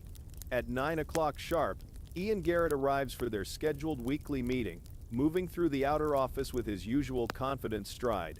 He carries his leather portfolio and morning coffee, his expensive suit immaculate despite the chaos swirling around the university. His expression shows only mild concern, the look of a seasoned administrator prepared to help his president navigate another institutional challenge. "Good morning, Oliver," he says, settling into his customary chair across from the presidential desk. "I trust you've seen the morning news? Channel 7 is reporting on yesterday's faculty meeting, though thankfully they seem to have limited information about the specific circumstances surrounding Professor Monroe's administrative review." Oliver doesn't respond immediately. He stares at Ian with the intensity of someone seeing him clearly for the first time, noting the careful positioning, the practiced expressions, the way every gesture is calculated for maximum psychological effect. "I had an interesting visitor last night," Oliver says finally. "Oh?" Ian's eyebrows raised with polite curiosity. I hope it wasn't a reporter. In situations like this, it's crucial to control the narrative through official channels. It was Chris Kane. Something flickers in Ian's pale eyes so quickly that it might have been imagined, but Oliver catches it. The first crack in the facade of helpful concern. I see, Ian says carefully. I hope you didn't allow that conversation to become complicated. Mr. Kane is understandably bitter about his termination, and bitter people sometimes say things they later regret. He brought me some very interesting materials, Oliver continues, his voice growing stronger. Audio recordings, financial documents, email correspondence. Ian's expression doesn't change, but his hands tighten almost imperceptibly around his coffee cup. I'm not sure what you're suggesting, Oliver. If Mr. Kane has made accusations, I'm not suggesting anything. Oliver interrupts, reaching for his laptop. I'm telling you exactly what I know. The first recording begins to play, filling the office with Ian's recorded voice discussing the necessity of neutralizing President Thames's reform agenda and the strategic importance of isolating him from potentially troublesome allies. As his own words echo from the speakers, Ian's carefully maintained composure finally begins to crack. This is taken completely out of context, he says, but his voice lacks its usual smooth confidence. These appear to be private conversations that have been edited and manipulated. There are 12 hours of recordings, Oliver says quietly. Dozens of emails. Bank records showing payments to surveillance companies. A complete documentation of everything you've done to destroy my presidency and the careers of innocent people. Ian sets down his coffee cup and leans back in his chair, his mask of helpful concern finally sliding away to reveal the cold calculation beneath. When he speaks again, his voice carries none of its usual diplomatic warmth. You have no idea what you're dealing with, he says. Do you think I acted alone? Do you think this institution would allow someone like you to implement radical changes without resistance? Everything I did was with the full knowledge and support of people who understand what Whitmore represents. People like Mrs. Whitmore Ashford, people like everyone who matters. Ian replies with growing confidence, as if revealing his true nature is somehow liberating. The board members, the major donors, the alumni networks that fund this place. They didn't want a revolutionary, they wanted a symbol. Someone who could make them feel progressive while maintaining the essential power structures that keep this institution functioning. Oliver feels something cold settle in his stomach. You're saying they were all part of this? I'm saying they were all relieved when someone stepped forward to manage the situation. Ian continues, his voice taking on the tone of a teacher explaining simple facts to a slow student. Did you really think you could walk into a 200-year-old institution and transform it according to your personal vision of social justice? Did you honestly believe that people who have spent decades building their influence would simply step aside because you had good intentions? The words hit Oliver like hammer blows, each one reinforcing his growing understanding of how completely he has been outmaneuvered. But Delia Monroe was collateral damage, Ian says with brutal casualness. A necessary sacrifice to ensure institutional stability. Her reputation will recover, assuming she's smart enough to accept a position elsewhere and start over. Yours, however, he shrugs with apparent indifference. My resignation letter will be on the board's desk within the hour, Oliver says, his voice barely above a whisper. That would be wise. Ian agrees, though I should mention that resignation won't protect you from the federal investigation that Senator Monroe is reportedly demanding into university financial irregularities and abuse of power. Apparently, his daughter's public humiliation has made this quite personal for him. The threat is delivered with surgical precision even in defeat.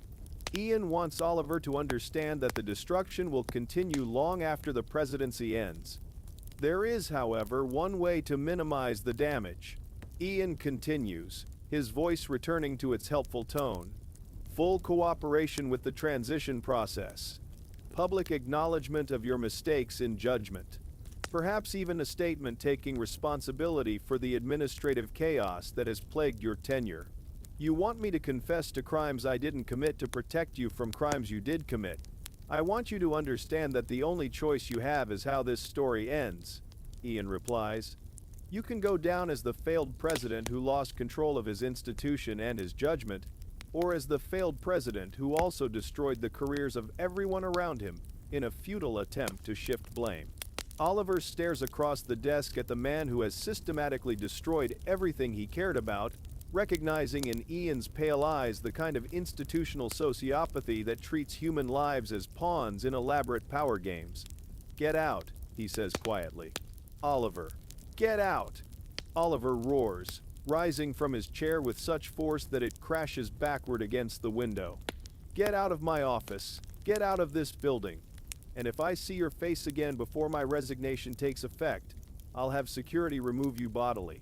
Ian stands with careful deliberation, straightening his suit jacket and retrieving his portfolio with the unhurried movements of someone who has achieved everything he intended.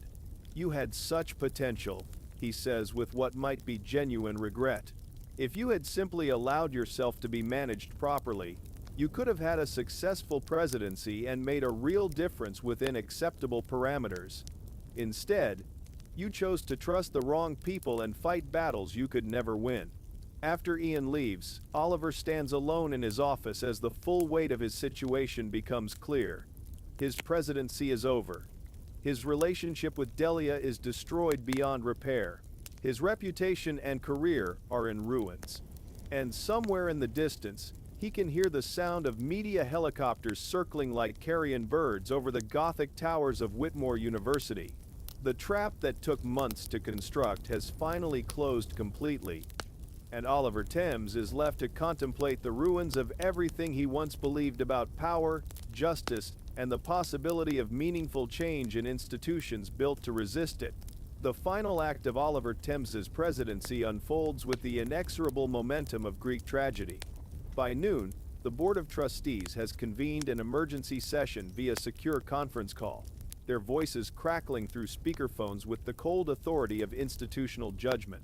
By 2 p.m., Oliver's resignation letter has been submitted and accepted with what can only be described as relief from people who never wanted him to succeed in the first place. By evening, the story has gone national. Another cautionary tale about the dangers of appointing idealistic outsiders to positions that require political pragmatism. Oliver spends his final hours in the presidential office not handling the logistics of transition, but sitting alone with the weight of his choices. The December afternoon fades early, and the Gothic buildings of Whitmore University are outlined against a gray sky that promises more snow. Through his windows, he can see maintenance crews already removing his nameplate from the directory board in the courtyard below, an efficient erasure that will leave no trace of his brief, disastrous tenure. At 4 o'clock, a knock interrupts his solitude. He expects to see his assistant with final paperwork, but instead finds Delia Monroe standing in the doorway. She looks exhausted, her usually immaculate appearance showing signs of the emotional devastation of the past 24 hours.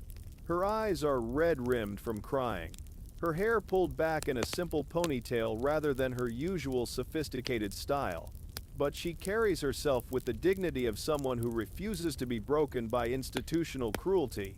Delia, he says, rising from his chair with surprise, and something that might be hope. I didn't expect.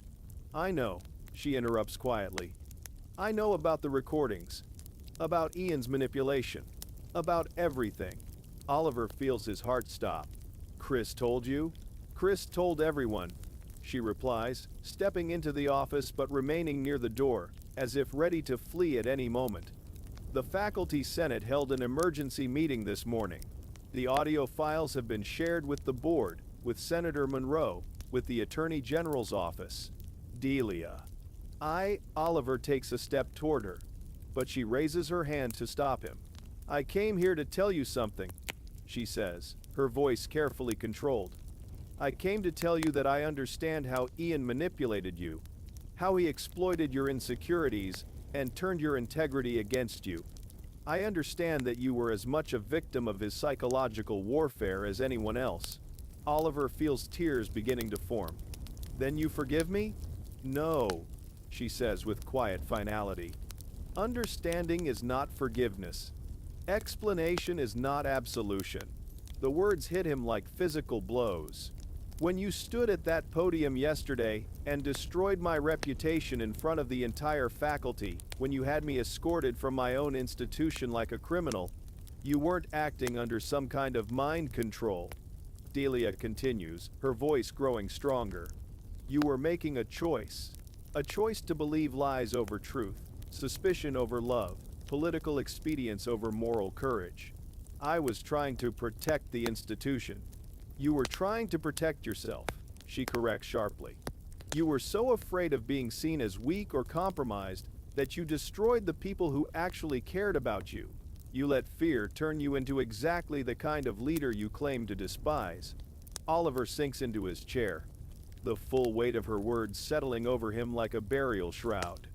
What can I do? How can I make this right? You can't, Delia says simply. Some things, once broken, can't be repaired. Some betrayals are so fundamental that they change the nature of everything that came before. She moves toward the door, then pauses, looking back at him one final time. I loved you, Oliver. I loved your vision, your passion, your commitment to justice.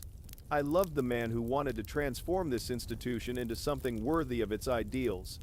But that man died in this office weeks ago, killed by paranoia and the inability to trust the people who would have died for him. Delia, please. Goodbye, Oliver, she says. And then she's gone, leaving him alone with the echo of her words and the devastating finality of what he's lost. The hours that follow pass in a blur of official business and emotional numbness. Oliver signs final documents, meets with university lawyers, and endures exit interviews with board members who treat him with the polite efficiency reserved for failed experiments. Through it all, he moves like a sleepwalker, mechanically performing tasks that feel disconnected from any coherent purpose. As evening settles over the campus, Oliver makes his way to his car in the faculty parking lot, carrying a single box of personal belongings from his office. The Gothic buildings of Whitmore University rise around him like monuments to institutional permanence, and he realizes that they will outlast all the dreams and ambitions that briefly flickered within their walls. His phone buzzes with a text message. For a moment, his heart leaps with the irrational hope that it might be Delia, but the name on the screen is Chris Kane. Ian Garrett was arrested this evening on federal charges of fraud and abuse of power. The investigation is expanding to include other university officials. Your recordings made the difference. At least something good came from all this. Oliver stares at the message, feeling no satisfaction in Ian's downfall, no sense of vindication or justice served. The man who destroyed his presidency and his relationships will face consequences, but the damage to innocent people remains irreversible. He drives through the snow-covered streets of the college town, past the elegant homes where faculty members are settling down to dinner with their families, past the dormitories where students are studying for finals, past all the normal rhythms of academic life that will continue long after his brief, tragic presidency becomes a cautionary footnote in university history. At his apartment, a temporary furnished place he rented when he took the position, never intending to stay long, Oliver sits alone with a glass of whiskey and the devastating recognition of what he has become. The idealistic reformer who arrived at Whitmore with dreams of transformation has been replaced by a broken man who sacrificed everything meaningful for the illusion of institutional security. Outside, snow continues to fall over the Gothic towers of Whitmore University, covering the stone facades in pristine whiteness that will melt with the spring, revealing the same unchanging structures that have resisted reform for more than 2 centuries. In the morning, Dr. Margaret Thornfield, a safe, conventional choice who threatens no one, will be announced as interim president. The interdisciplinary programs will be quietly abandoned. The diversity initiatives will be scaled back to symbolic gestures. and the institution will return to its comfortable equilibrium, having successfully neutralized another attempt at meaningful change. Oliver Thames will disappear into academic obscurity, his name becoming a whispered warning about the dangers of idealism in institutional leadership. But the real tragedy is not his professional failure, it's the recognition that in losing faith in the people who loved him, he lost the very qualities that made him worth loving in the first place. The snow falls through the darkness like tears for dreams that died in Gothic corridors, victims of ambition, manipulation, and the human capacity for self-destruction in the face of institutional power. Some battles, Oliver realizes too late, are lost not in the fighting but in the failure to recognize who your true enemies really are.